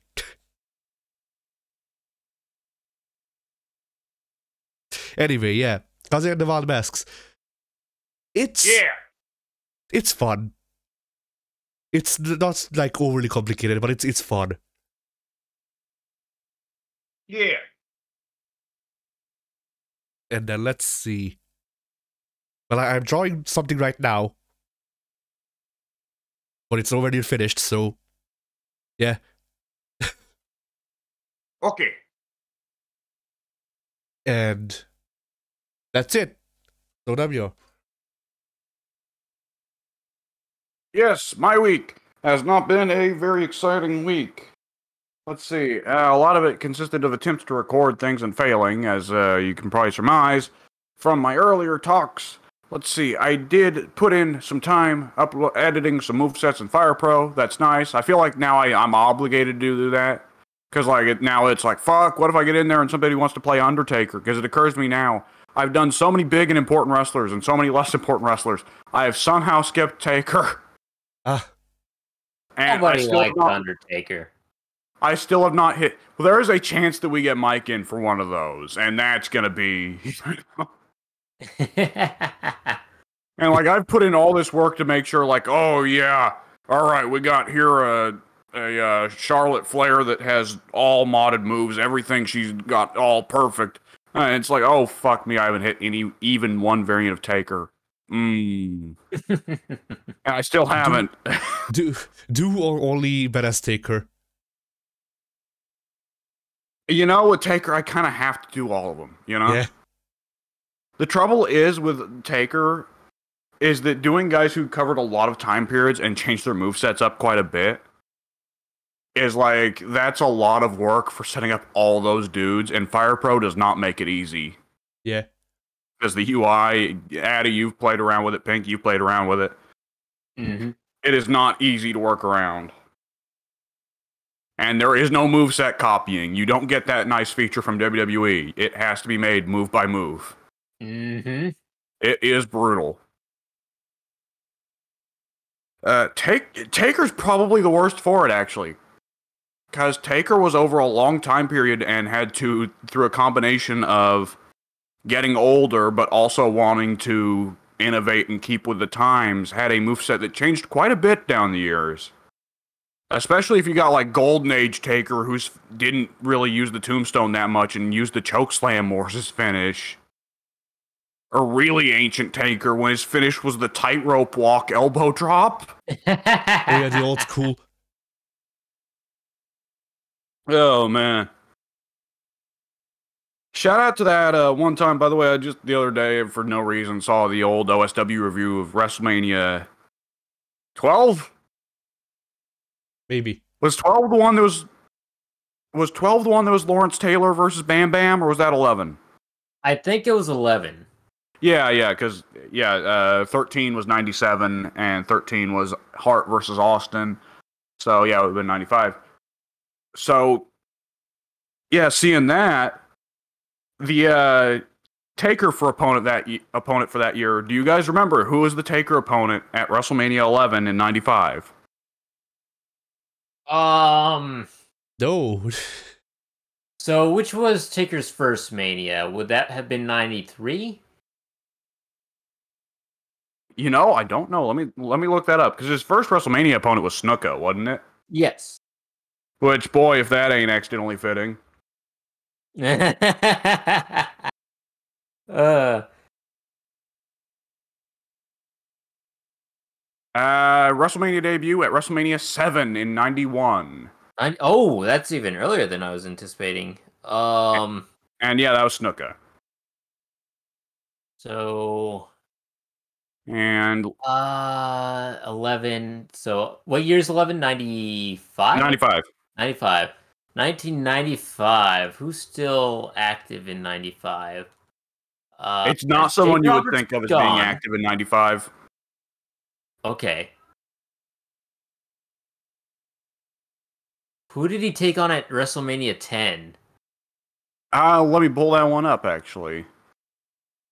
At 10, he took on... Just a second. It looks... Yeah, Taker skipped 10. Would that... Okay. Yeah, he skipped 10. All right. So 10 is New Generation era. I know that much because that's where Shawn and Razor had their match.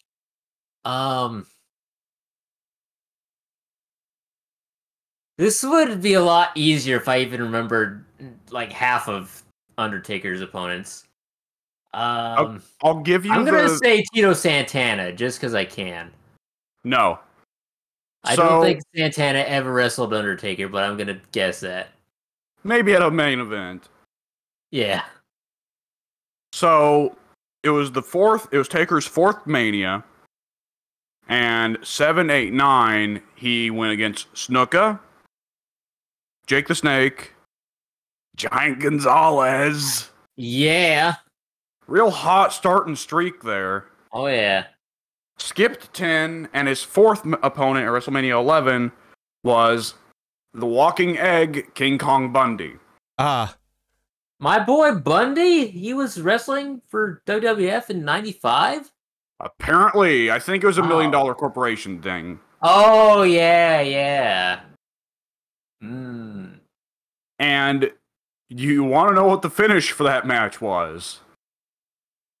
I don't What? know that I do, because clearly Bundy lost. So Bundy, naturally is like, I'm not going up for the tombstone. Fuck you. I'm not going up for the choke slam either. Fuck you. I'm not going up, boy. The finish of the match I'm is gonna walk for the old school. Yeah. Taker runs the ropes. No, actually, the old school was the first move of the match. I'm not joking. These kids in the Dawn hot spots. The finish of the match was Taker runs the ropes and did the flip clothesline, and that was his finish. 1, 2, 3. The movie did as just blatantly filler in every other match. Yeah. Oh boy. Old wrestling is funny. Sometimes. Then again, you can look at pretty well any Great Khali match, and anytime Khali lost, Khali never took anyone's actual finish. People had to just come up with other moves to use as the finish because Khali would just straight up say, "No, I don't bump for that." Mm-hmm. Wrestling. Anyways, I don't believe I really did anything with my week that is worth talking about. It was a lot of stops and starts, stop and goes, start and goes, or reading an economics book, which don't imagine is too terribly exciting. So, What is all money? right. So, do we want to hit? So, I actually didn't watch SmackDown this past week. I saw the highlights of Raw's 30, though, or Raw's porno, which everybody now insists on calling it because we're a bunch of children, as if I'm any better. And do we want to real quick hit that fucking Bloodline segment? Sure. Because, was that not fantastic? It's good television, yo. So, Addy, did you see it? No. So, the Bloodline come out to the ring, and they put Sammy on trial because Sammy did not show up to help Roman when he got Pearl Harbored by Kevin Owens last week on SmackDown. And Roman's up there putting him on suspicion, on trial, when it's been kind of implied at a few points the past few weeks that Roman doesn't really have actual reason to suspect Sammy. He just is pissed because he finally, as the tribal chief, got the fans' approval, and now Sammy's taking it from him. Right? Yeah. So, Roman's like, okay, you're on trial. Heyman's like, kill him! Kill him, Roman! Yeah! Because Heyman just keeps flipping and flopping on this issue here. What do you think about that, Pink? Because I'm not certain if it's supposed to be that Heyman's just mercurial or if he just goes with whatever he thinks Roman wants. I think that's it. I think Paul Heyman's character is, bolstering up Roman, but also wants to make sure that he's remaining in whatever good graces he can with Roman. So whatever Roman wants is what Heyman wants. Also, shout out to the line from Paul, ECW is dead and Sami Zayn is guilty. I was just about to say, Paul Heyman doesn't want to pay Roman. So yeah. Well, that's when he'll betray Roman for Brock again. Yeah. Then Brock will be confused when Paul betrays him for, I don't know, Braun Strowman. And then Paul will die, and as he sits on his deathbed, he'll just be going, I didn't pay a penny to any of you fuckers. Is it just me, or since Triple H took over booking and presumably gave Paul a certain degree more freedom than Vince would have, has Paul gotten a lot more Jewish lately? Like, he just throwing out the Yiddish constantly. I like that sentence. Has Paul gotten more Jewish lately? I was going to say he's gotten more Yiddish lately, but I was like, wait, Yiddish is a dialect. That's He has become the dialect. Yeah. But either which way, yeah, they say that. Sammy says, well, I was going to come out here with a defense, but then it occurred to me, what the hell am I defending myself for? So no, I'm not going to put up a defense because this is childish, right? Yeah. Mhm. And Roman cuts probably the single best burst of promos he's ever cut. Where Roman just goes berserk, screaming and shouting, and just acting like this big fucking man baby of like, you don't have a defense, that's how you little care, that's how little you give us. You know, I can't imitate it because I'll curse because I have a sailor's mouth, so whenever I try to improvise, I just start cursing. And he just screams solo at the top, like, I don't want to imitate it because I live in an apartment. Like calling on Solo as the executioner there. And that entire great shot of Solo going for the old spike after having collected Umaga's soul on Sammy. Sammy being resigned to his fate and not even protesting, just going, fuck it, bring it on. Let's do this, let's get it over with, right? Yeah. And Jay diving in for the save. Just great shit. Yep. And Jay giving the passion defense, and they arrive at not guilty, pretty well stay of execution. I was just looking at it, and it's like, this is actually crazy, because there are 6 people in this ring, and all 6 of them are being written with entirely different personalities and views on what's going on here. Mm-hmm. Like, can you think of a storyline where the participants in the storyline have been, like, where there are this many participants going on in the storyline, and they all feel like they've actually been developed to have where you can know who they are, and it's not just bodies? Nope, that just never happened before. Because, like, anytime you can think of a stable, like, especially, like, NWO, it's like, okay, Hogan and Nash matter, everyone else here is just bodies, right? Mm-hmm. But, like, no, looking at this, like, I mean, obviously Roman and Sammy are the big ones, but we got, Jay, who is very opinionated and decisive and has now switched to, when Jay holds an opinion, he holds it very strongly, and so Sammy winning him over, he sticks with it. Paul, who is a coward that just wants to please Roman. Jimmy, who just kind of seems like fair weather friend, like, yeah, I like Sammy, but I'm not going to stand up for him. Mm-hmm. And then Solo, who is the T-800. Yeah. Absolutely. Like, it is legitimately just Roman says Solo, and Solo just pops up and said, kill?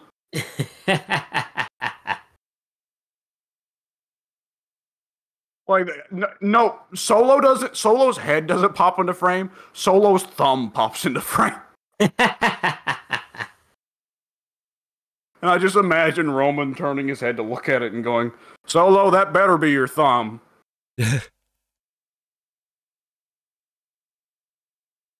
Oh man, this shit is hot, man. Mm-hmm. And the Rumble's got to be the turning point. On the road to we are in for something WrestleMania, tonight. anything is possible. Oh yeah. Oh yeah. All right. Addy, you already threw out who you're. Okay, Addy. Other than the Great Muta, you get one just wacko pick for the Rumble. It has to be someone who is alive and not paralyzed and not, ancient and crusty and impossible of getting into the ring without dying. You're just saying not Terry Funk. Yeah. Terry Funk is the first answer that popped in my head. Yes.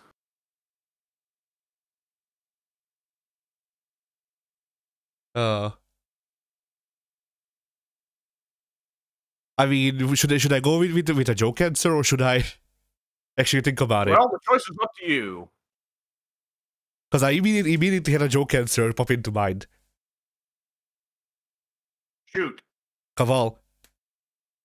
It ain't happening. He walks in, he kills somebody, Triple H sends in security guards to drag him out. Yeah, pretty much. Like, he just walks in and it's somebody he gets put against someone injury prone. Like, it's a returning Orton, returning from being nearly, crippled or whatever. And Caval just fires off, and Randy's head explodes all over the front row of the audience. Yeah. Come on. For some reason, came out just a scorpion. Yeah. Pink. Yeah. One wacko pick for the Royal Rumble that isn't... Just make your pick. If you got one guy that you want to put in the Rumble, and again, has to be alive, can't be paralyzed, can't be ancient and crusty. Scotty Too Hottie comes in, delivers a worm, probably gets thrown out, but maybe wins it. We don't know. Well, I like the idea of delivering the worm in a Royal Rumble. He does the worm. Okay. He does the worm to Braun Breaker, and then when he hit Braun Breaker just throws him over the fucking the top rope. I want to see Scotty Too Hottie hit the worm and then have Otis hit the caterpillar on Scotty. Passing the torch moment. No. Otis does it in front of Scotty, and Scotty, as a gesture of respect, eliminates himself. A singular tear drips from Scotty's eye.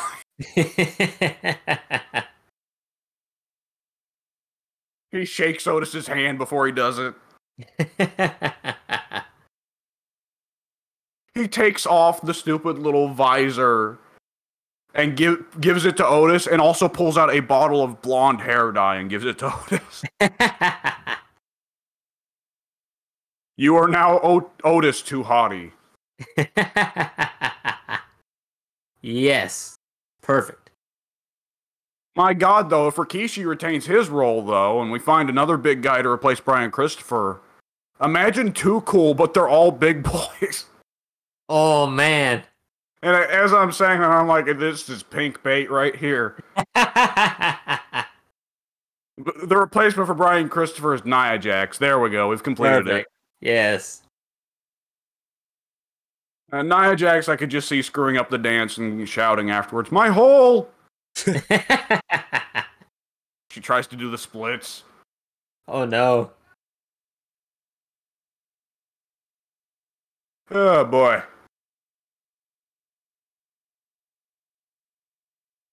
All right.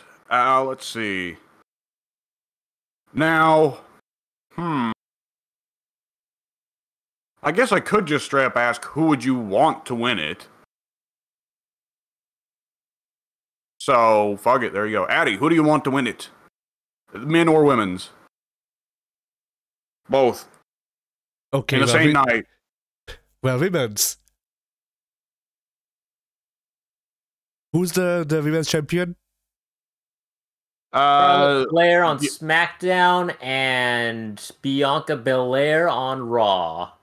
All right, I want Charlotte Flair to win it. Oh, God.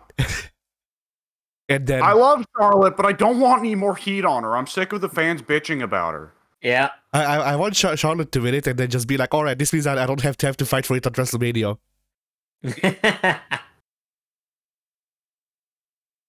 They kind of almost teased Charlotte versus Bianca a little bit on Raw as 30. And I was sitting there thinking, like, don't you play with this, WWE. This could actually be fun. But yeah, Bianca's starting to show a little bit of her like old heel stuff talking with Charlotte. I thought that was interesting. Because if you do that match, I'm sure Bianca is the one who would rather work heel because she prefers to work heel, right? I think most people prefer to work heel. That's the kind of leading role there.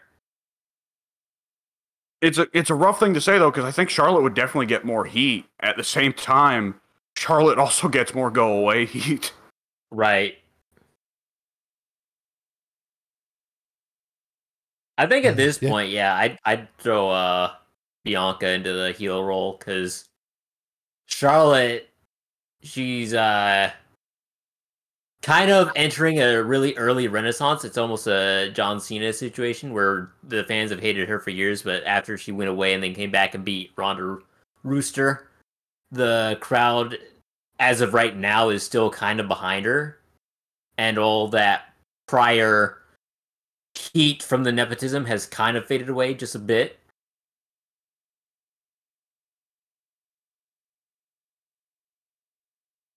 Yeah. But yeah, so that's the women's rumble, and then for the men's.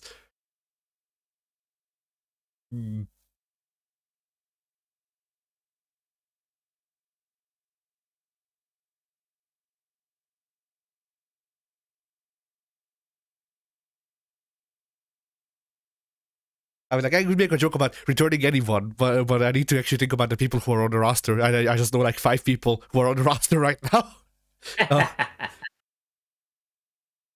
John Turn Morrison. on 2K22 and just hit the random button. Yeah. God decides tonight, boy. Is Morrison still signed with them? Morrison's not been with WWE for about a year now. He was, probably 2 years now. He was part of the big purge. Right. I was about to say, like, he seems like he'd leave already, because he said that that's what he wants to do. That's how he likes doing wrestling. Like, he definitely would be the one. Like, if they said outright, we need to cut some people, John would have actually showed up to the office, like, hey, hey, I think it's time for me to go to a new company. See y'all later. Bye. Time for me. It's so sad you're cutting me. He's in a shirt that says Johnny New Japan. Yeah. No, it's just Johnny New. Yeah. But yeah, men's rumble.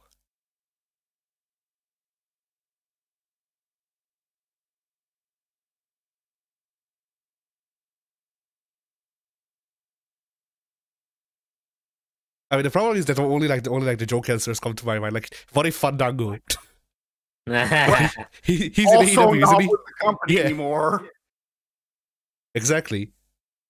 Where is Fandango? I've not heard of him being in TNA, NWA, AEW. Where is he? He just does some independent shows, and like a year ago, I want to say, he said he was getting ready to go into retirement from wrestling. So I don't know if he still does independence or if he's like done with wrestling on a whole. I mean, what he does, just being comedy dancer gimmick, is the kind of thing that only really will get you paid in WWE anyways. Yeah. Okay, fuck that it. Was kind of a I actually have an answer. Either of the Stone Colds. One of them. Did you say Stone Cold? I said two Stone Colds, multiple.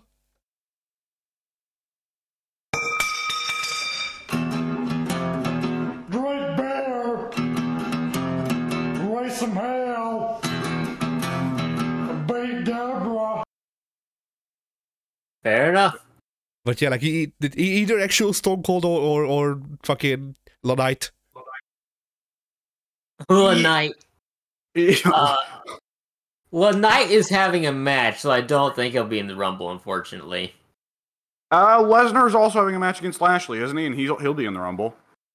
Are they having that match tonight? I figured that was going to be a save for Mania. I don't remember, because people are still like trying to push the idea of Lesnar versus Gunther at Mania. Ah. Well, I don't know. I mean, LA Knight obviously would be a shock, and a great shock. But yeah. if Austin won the Rumble, I think I would just do the flare flop in my living room. By the way, speaking of the Rumble, I just forgot. 30 men will enter my ass. You know what I mean. When did we add that? Yesterday. Awesome. I wish there were a way to like blare that just all day long in the Discord, and you can't escape it. My ass. Boom, boom.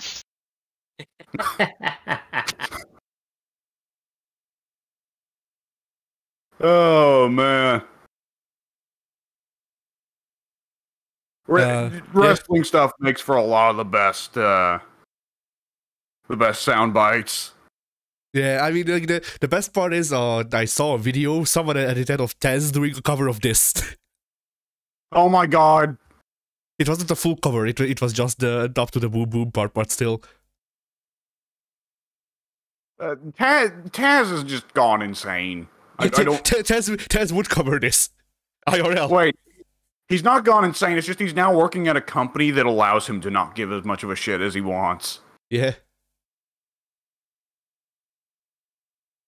Oh my god. Like, it's just, it gives me life every week where it's either Excalibur tormenting Taz or the combination of Excalibur and Taz tormenting Tony Schiavone. Speaking of which, I just saw somebody upload, I guess, a commentary clip from SmackDown the other night, which was Ricochet and Braun Strowman were coming out to the ring. And Michael Cole says, or you know, Corey Graves, no, it's Barrett, right, Barrett's on SmackDown with Cole now, says, well, you know, these guys started as a team because Braun Strowman said that Ricochet was a flippy floppy something or other. What do you think about Top Dollar thinking about that, Cole? And Cole just says, yeah, well, Top Dollar flops, but I've never seen him flip. Well, Cole, you might want to fly under the radar with comments like that, because Top Dollar is getting pretty mad at you. Well, Top Dollar doesn't fly at all, so I'm not really that scared. Brutal. Yeah, like, I've always liked Michael Cole, because I saw this in him. Like, I remember watching older matches before Vince got into his ear completely. Yeah. So like, I knew that he could commentate like this. And then I also, like, I remember, like, I rooted for him in his feud with Jerry Lawler because he's not Jerry Lawler. Yeah. That's all you have to do. But yeah.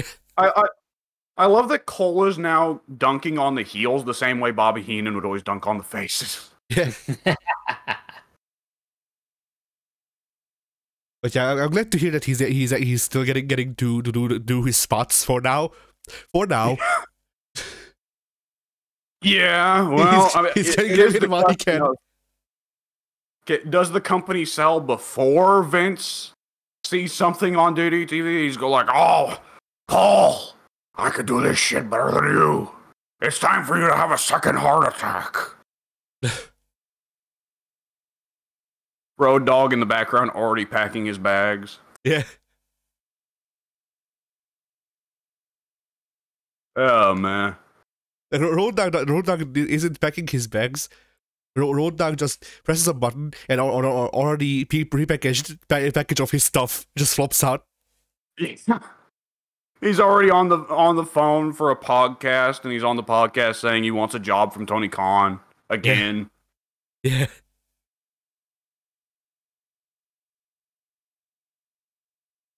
Oh, shit.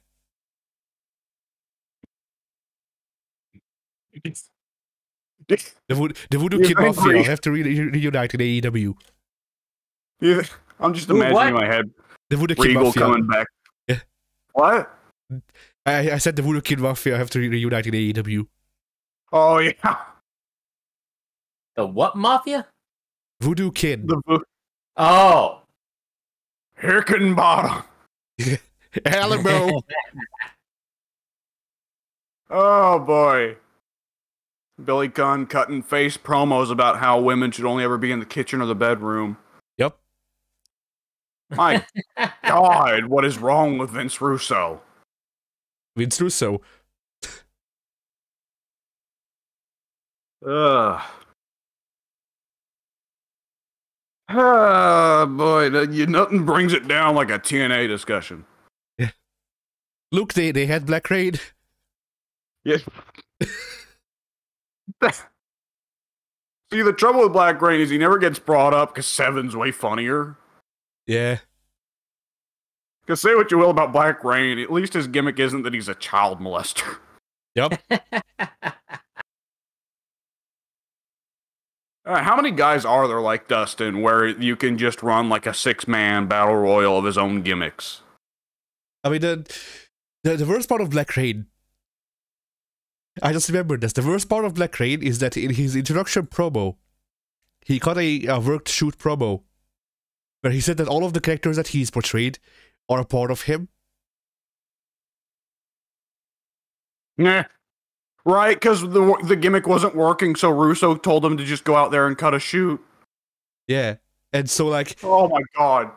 what, not like 7? Dustin. Womp womp. Dustin, please think.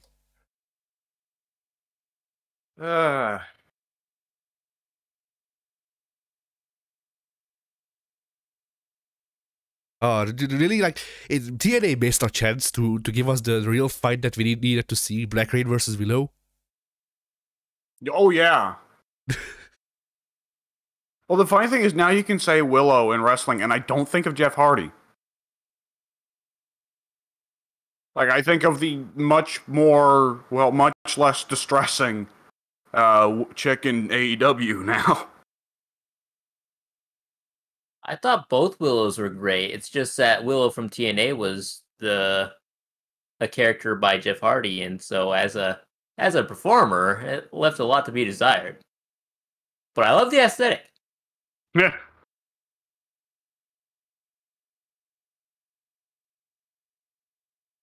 Oh, man. Shout out to Kurt Angle still being, like, possibly the best comedy wrestler in wrestling history. Yeah. Has there been who's up there with him for, like, The Rock. legitimately funny? The Rock. Brock, yeah, Brock, when Brock wants to be. The Brock. The Brock. Lesnar and Dwayne Johnson, they were both great comedy guys. Edge, I'd argue, was pretty good at comedy as well. Those ENC days were great.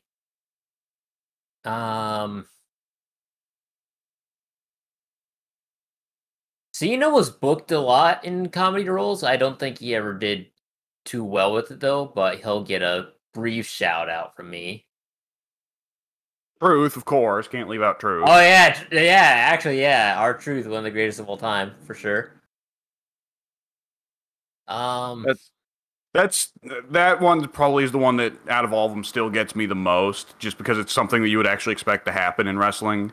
Is Truth going out and cutting the promo about winning the Money in the Bank match, and Kane just goes, Truth, you're not in the match. Oh, shit. Booker and Goldust. At least the pairing. Yeah. Great comedy between those two. Kevin Nash during his cruiserweight Booker run. having a lot of. Go ahead. What? Kevin Nash during his cruiserweight run. In WCW or TNA? Because I think both are applicable. Both are applicable, but right now I'm thinking of the TNA skits. Have you ever used steroids? Uh-huh. You ever been to so and so beach? I have a bungalow there.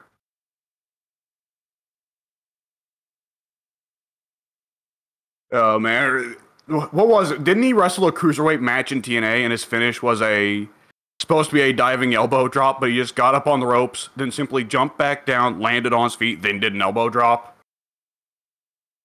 Yes. Yeah. I don't know if that's better or if my idea of like I'm just gonna do it shit on purpose. But like I'm imagining fucking Kevin Nash doing a Canadian Destroyer. Not even Yeah. like he only does enough of the move to not actually injure the guy, but otherwise he sandbags the entire move. Yeah. Like, it's supposed to be a Canadian Destroyer, but Kevin Nash just back body drops himself. Pretty much, yeah. Oh, man. Then again, that's kind of just a Canadian Destroyer, so. Little bit. Little bit. Well, with that, I believe we could probably go ahead and call it a podcast. Just 1 second. I actually finished what I was drawing. Like Oh, shit. Yeah. Okay, well, you're pulling that up. Quick, Alex, who do you want to win the Rumbles? Oh, who do I want to win the Rumble?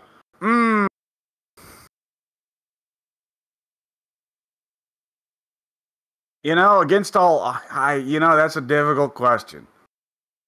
Because obviously the idea of Cody winning it appeals to me personally, but I'm not entirely certain he's ready. Because it does feel like he's just had 3 matches so far. And they're all against the same dude. Right.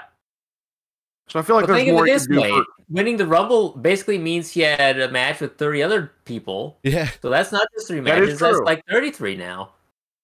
It's just math. I want to go for Sammy for the underdog win, and then he loses at WrestleMania, but that ain't happening. Yeah. Like, I think the Sammy bloodline thing is going to pay off at Mania, but it's more likely that something happens like either it's Sammy versus Solo or Sammy fucks Roman over in the finish, right? Right.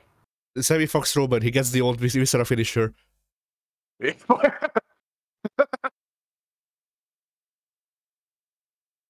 am bending over.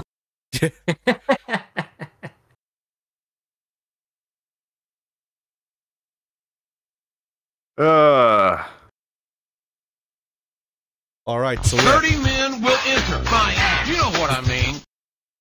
The you know what I mean? I wish I could have cut it, but it's also good that it's there. But yeah, I'm reworking the avatar. That's it. All right. And then that's Quick, wins. Who's finishing last? What? Who's winning? Who's winning? who's women? Who's winning what? The Women. Women's Rumble. Oh, the Women's Rumble. You didn't make a pick for the Women's Rumble either. I haven't picked anything, I don't think. No, you haven't. Right. Right. Women's Rumble. I'd love to see Bianca Belair pick it and go against Charlotte, but that's unrealistic. That is also true. I kind of want to say Liv just because it would make people mad, but I don't want to take the Rocky position of I just a hose mad is all I desire. Oh God, Lacey. Oh yeah. Oh. Only beauty package you once or guys see twice the before newest- she actually makes it to Mania. It'll be fine. Did you guys see the newest controversy she's caused? No. That's not controversial. That's just a bunch of, I don't know. It's malarkey is what it is. Well, it's ridiculous because it's just happened to be pure chance. There's no way she did that because it's not like she hates disabled people, but Right. the timing is just so bad. What happened? For it to be her first match back, and everybody still hasn't forgot the autism vaccines thing. Right. So Lacey Evans came back for her first match under her new gimmick, right? And now she's a military heel again. Why she's not a military patriotic face, I don't know. And she came back We for her hate the first military match. here. And on her way down the ramp, she goes to taunt a fan. She goes to high five a fan, but pulls back at the last second, I got you. The fan had Down syndrome. Oh no. Lacey is a serious contender for the most cursed fucking wrestler. It can't go right for her. And some of the things can be put up as her fault, but a lot of things can't. Mm-hmm. Oh my God, that poor woman.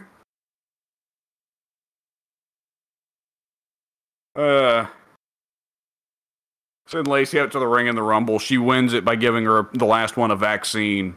The autism makes them eliminate themselves.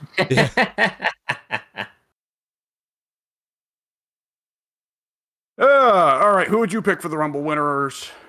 All right. So on the men's side, I want the savior of professional wrestling, Cody Rhodes, to win it all because I want to watch the world burn, and not the world, mind you, just the close circle of friends we have.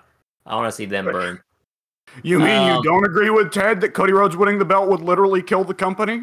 Man, I can see his point. I understand it. It makes a lot of sense, but I just don't agree. Do you not agree that Roman Reigns should reign with the title for the next 30 years? It's like, I like Roman. I want Roman to hold the title for a good while longer. I like long title reigns, but I pointed this out to Ted yesterday of, I hate to be morbid, but it has to be considered there is a distinct chance Roman's leukemia comes back. That is true. And I don't think anybody wants to make Roman drop the title while he has leukemia. Yeah. That is true. I mean, Ted has a little bit of a tendency to exaggerate. Like, let's see, earlier today, him saying that he wants Cody Rhodes to be horribly maimed because he dared to say that he likes the CAWs that have been made of him.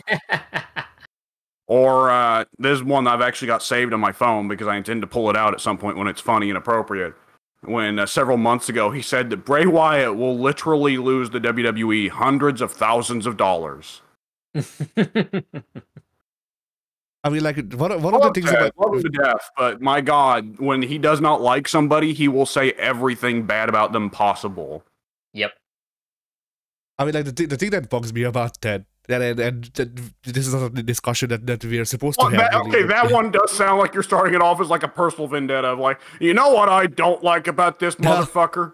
No, like You know what has always rubbed me the wrong way about this specific individual and his And while I'm at it, it's just that a lot of times when we talk about shit, he's always bringing up the objective quality of things, and then when it's something that he likes, then the objective quality be damned.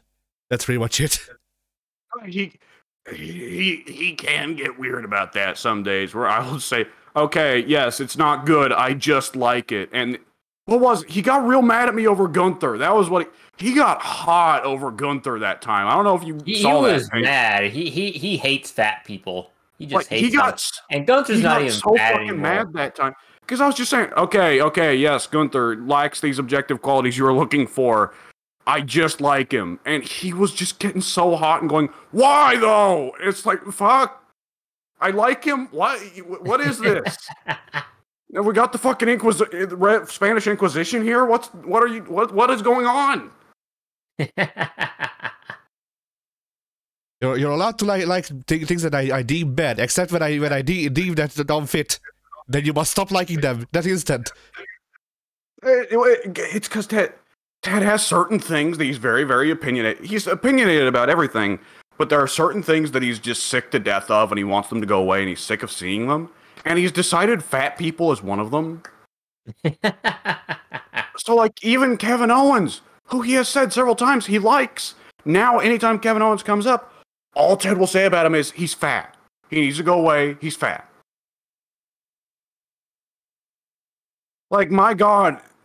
Like, that Austin Theory needs to watch out. He eats a pizza on the wrong day, and it's curtains for him and Ted line. Hang on, Eddie. He's fat! I wanted to do that too, but I forgot how to use the soundboard. Oh, the dash SB and then the name of the thing.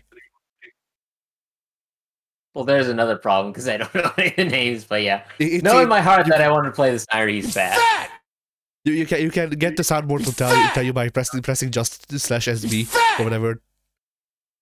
He's fat! He's fat! Exactly. When I make my own wrestling promotion, it's just gonna be chock full of big fat boys and girls. I don't discriminate. And the name of the promotion will be "Fuck You, Ted." Wrestling. I am bending over. All right, and it's only commented by Taz and JR.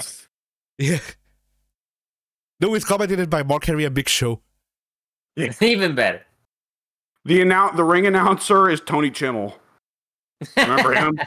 Yeah. I do remember him. They brought him back for one of Edge's matches, and that was great. No, Mark Henry isn't the commentator. He's the backstage interviewer. Yes, Mark Henry has the fucking the frosted tips on his beard because he doesn't have hair. But he's just dressed up as fucking like late 90s Michael Cole. When Michael Cole was super skinny? Yeah. Man, I saw the other day a picture of Michael Cole, the Godfather, and Snoop Dogg hanging out backstage at an Attitude Era show. And I forgot that Michael Cole was like bone skinny in the Attitude Era. I forgot that. Yeah, He was tiny. He was stick figure come to life. Oh man. Wait, Pink, your federation also needs a scale at the gate, and the fans can only come in if they're over 200 pounds. Yeah. Like, you've got a BMI there. It's a scale, and it's got a height thing. You must weigh X amount of pounds in order to gain access to this wrestling show. We don't want to be unfair and let in welcome. skinny tall people, though. We need the BMI calculator there, too. This is true. Man, I wouldn't even be allowed in my own show. I'm a small bean. No, it's fine. Like you make a point about like you're gonna be a heel authority figure, and then every time people dare you to walk on it, one of your wrestlers just picks you up and stands on it with you. I'm imagining the match.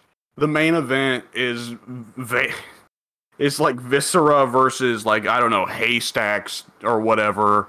Yokozuna, someone extremely large, and in the distance, Vince just goes. You can hear Vince going, "Oh, beef." That's still one of my favorite clips of Vince ever. Is the clip of him passing Viscera on the ramp and just looking at him like, "Oh my god, the girth! Look at him! Quick, get this man a sandwich! Get him 5! Get him a steak wrap. Yeah. I need a cake, damn it!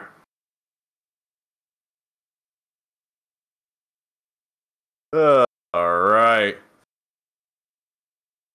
Oh my god, what are they arguing about in the wrestling thread? This is stupid. Who knows? I don't know, but yeah, it's gotta be stupid. It's Rocky and Knight. It's gotta be stupid. Ah, yeah. Yep. This is the semantics of semantics right here, boys. Oh yeah. So yes, we all want Cody to win the Rumble. Yep. And on the women's side, I want the Dark Horse Nia Jax to come back and win it all. Win it for the glory of the Beef Federation. Oh, how did I not say Rhea Ripley? That's a good question. But not for the one you're thinking of. I want Rhea Ripley to win the men's. That's fair, because I wanted Cody to win the women's and Nia Jax to win the men's, so I think we're on even ground here. Hey now, you know if there's any guy who's going to enter the women's Rumble, it's Orton. Orton is a dress and they call him fucking Mrs. X. Orton is just sitting in there like every time he sees a pair of breasts, he's like instant RKO. Yeah. The only ones who can avoid his wrath have to strap themselves down first before they go out there. Man, I forgot it's so bad with Orton always RKOing chicks that he was the one that RKO'd Nia Jax when she got in the Rumble. Yep. Like, is it honestly just like anytime Vince was like, well, we're gonna need one of the guys to hit a chick here, Randy just pops up and said, hey! Nothing you can say. Excellent catch, Addy. Maybe Randy was just trying to get payback for Nia Jax making him watch her boyfriend have gay sex. Maybe. Wrestling is so weird. Whenever the topic of wrestling, of gay sexy wrestling comes up, I just think of that one fucking New Japan hardcore match that I saw a clip of. That I went, okay, I don't think I need to watch New Japan for a bit. Where they were at a fucking they were at a Love Hotel, and they were having the wrestlers act like they're fucking in the background, which is doubly funny because turns out, despite there being a law against turning people away from love hotels and stuff like that for their sexuality, most love hotels turn away gay people. Well, no, most love hotels turn away male gay couples. Female gay couples, fine. Yeah, because lesbians are hot, yo. I the things I've heard about Joshi wrestling.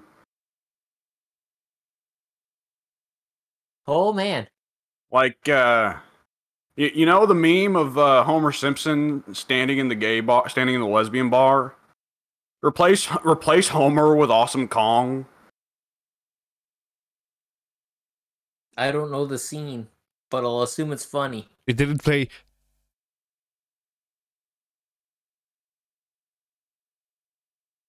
The bot. I am bending over. There we go. He was a little delayed. Yeah. Yeah. Oh boy. Arthur, we need to get jobs at New Japan, Arthur. Dutch, I don't know about this one. Fucking Inoki just starts chopping Arthur. Shoot. Yeah. Bullshit. Fucking. Now that Fucking no. Inoki fights Dutch, and then Arthur has a death match with Vader. Oh God. And it just starts, and you get a little pop up in the upper left. You know, the little Red Dead It pop says up. survive. And it says, "Hope you practiced your parry timing, asshole."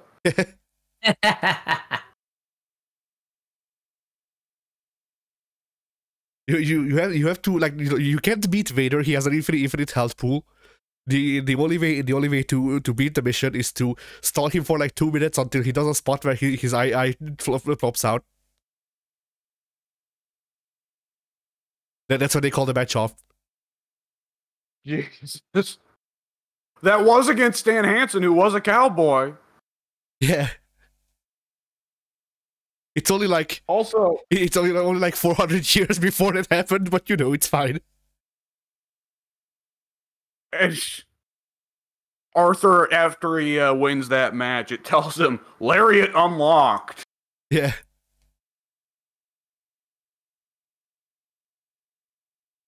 Oh man, I remember people used to mod wrestling moves into San Andreas, but man, could you imagine? Uh. Can I lariat a bear? Yes. It's not very effective, but you can do it. They will sell. How difficult is the timing to RKO one of those Pumas when they go for the instant kill? That depends. The timing window for the RKO increases if you're on the ground. Yeah. But you have to, by the but you way, have to slither first. What? What did you say? Yeah, you have to slither first. No. Just. You can do tag team moves with Charles. Yeah. Charles picks a dude up, and you do a doomsday device. If you get attacked during that one mission, then you can do tag team moves with Jack. Yeah. I'm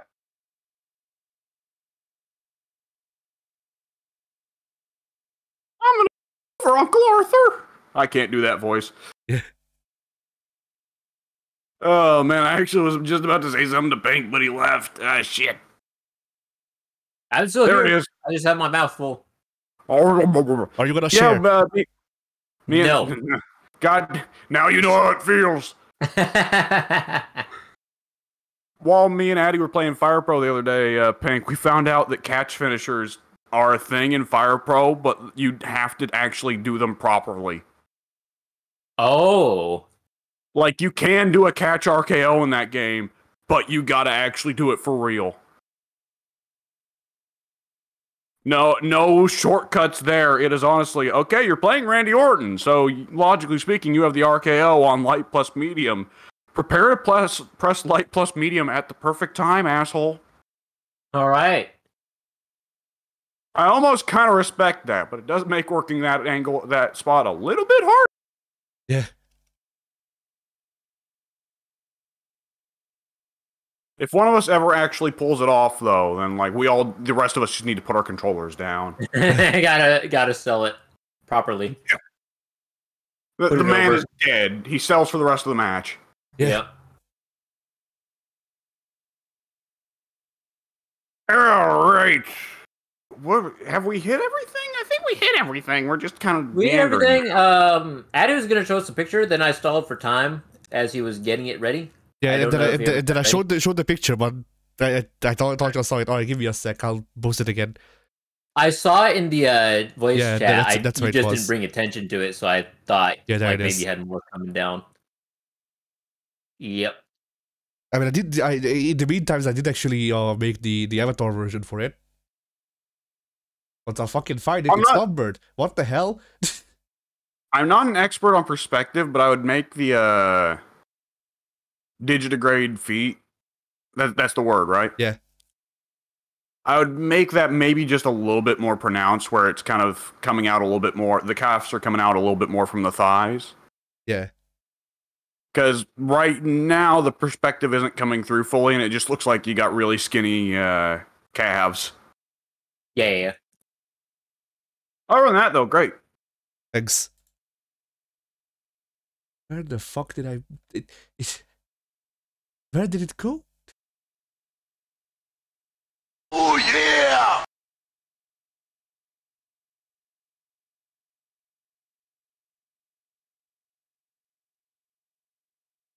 I've got $5 that says Tyler Breeze will be in the Rumble.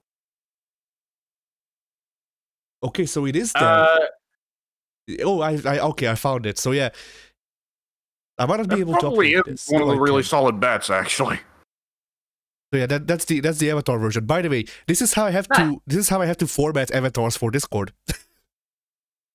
I see. for them to not get like bits cut off. I Very see. small circle. Yeah. But yeah, like this is an older like I tried to make a new one of these with a completely drawn pose and all that. Didn't turn out great, so I just opened up on like maybe the oldest one. I actually don't know of this pose.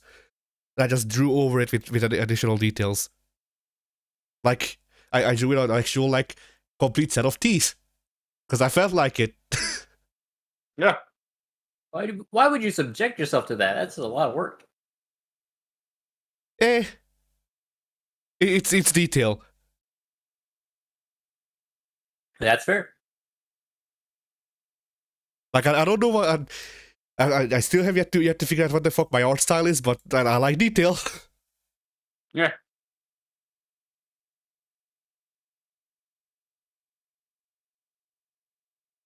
But yeah, that's pretty much it.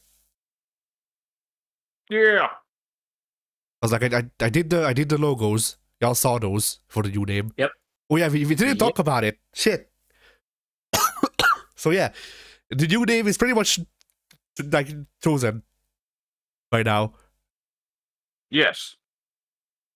We're basically rebranded. Yeah. Basically. So look forward to when this video coming out. Just all of the shit changing, or name, or logo. I didn't make a fucking shit. I'll have to do that. I'll have to make a banner. Whatever. So yeah, that's gonna be a thing that I'll have to do, I guess. So yeah, so stuff's getting updated on the channels, or on this channel. Yes. Yeah. And with that, oh boy, what did I name that?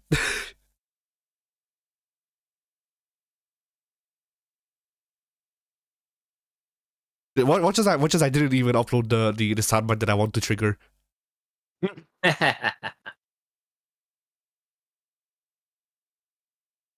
Is it just this? No. Fuck. I would think that one would I be like know. labeled away. Nope. Squad alive, we are off.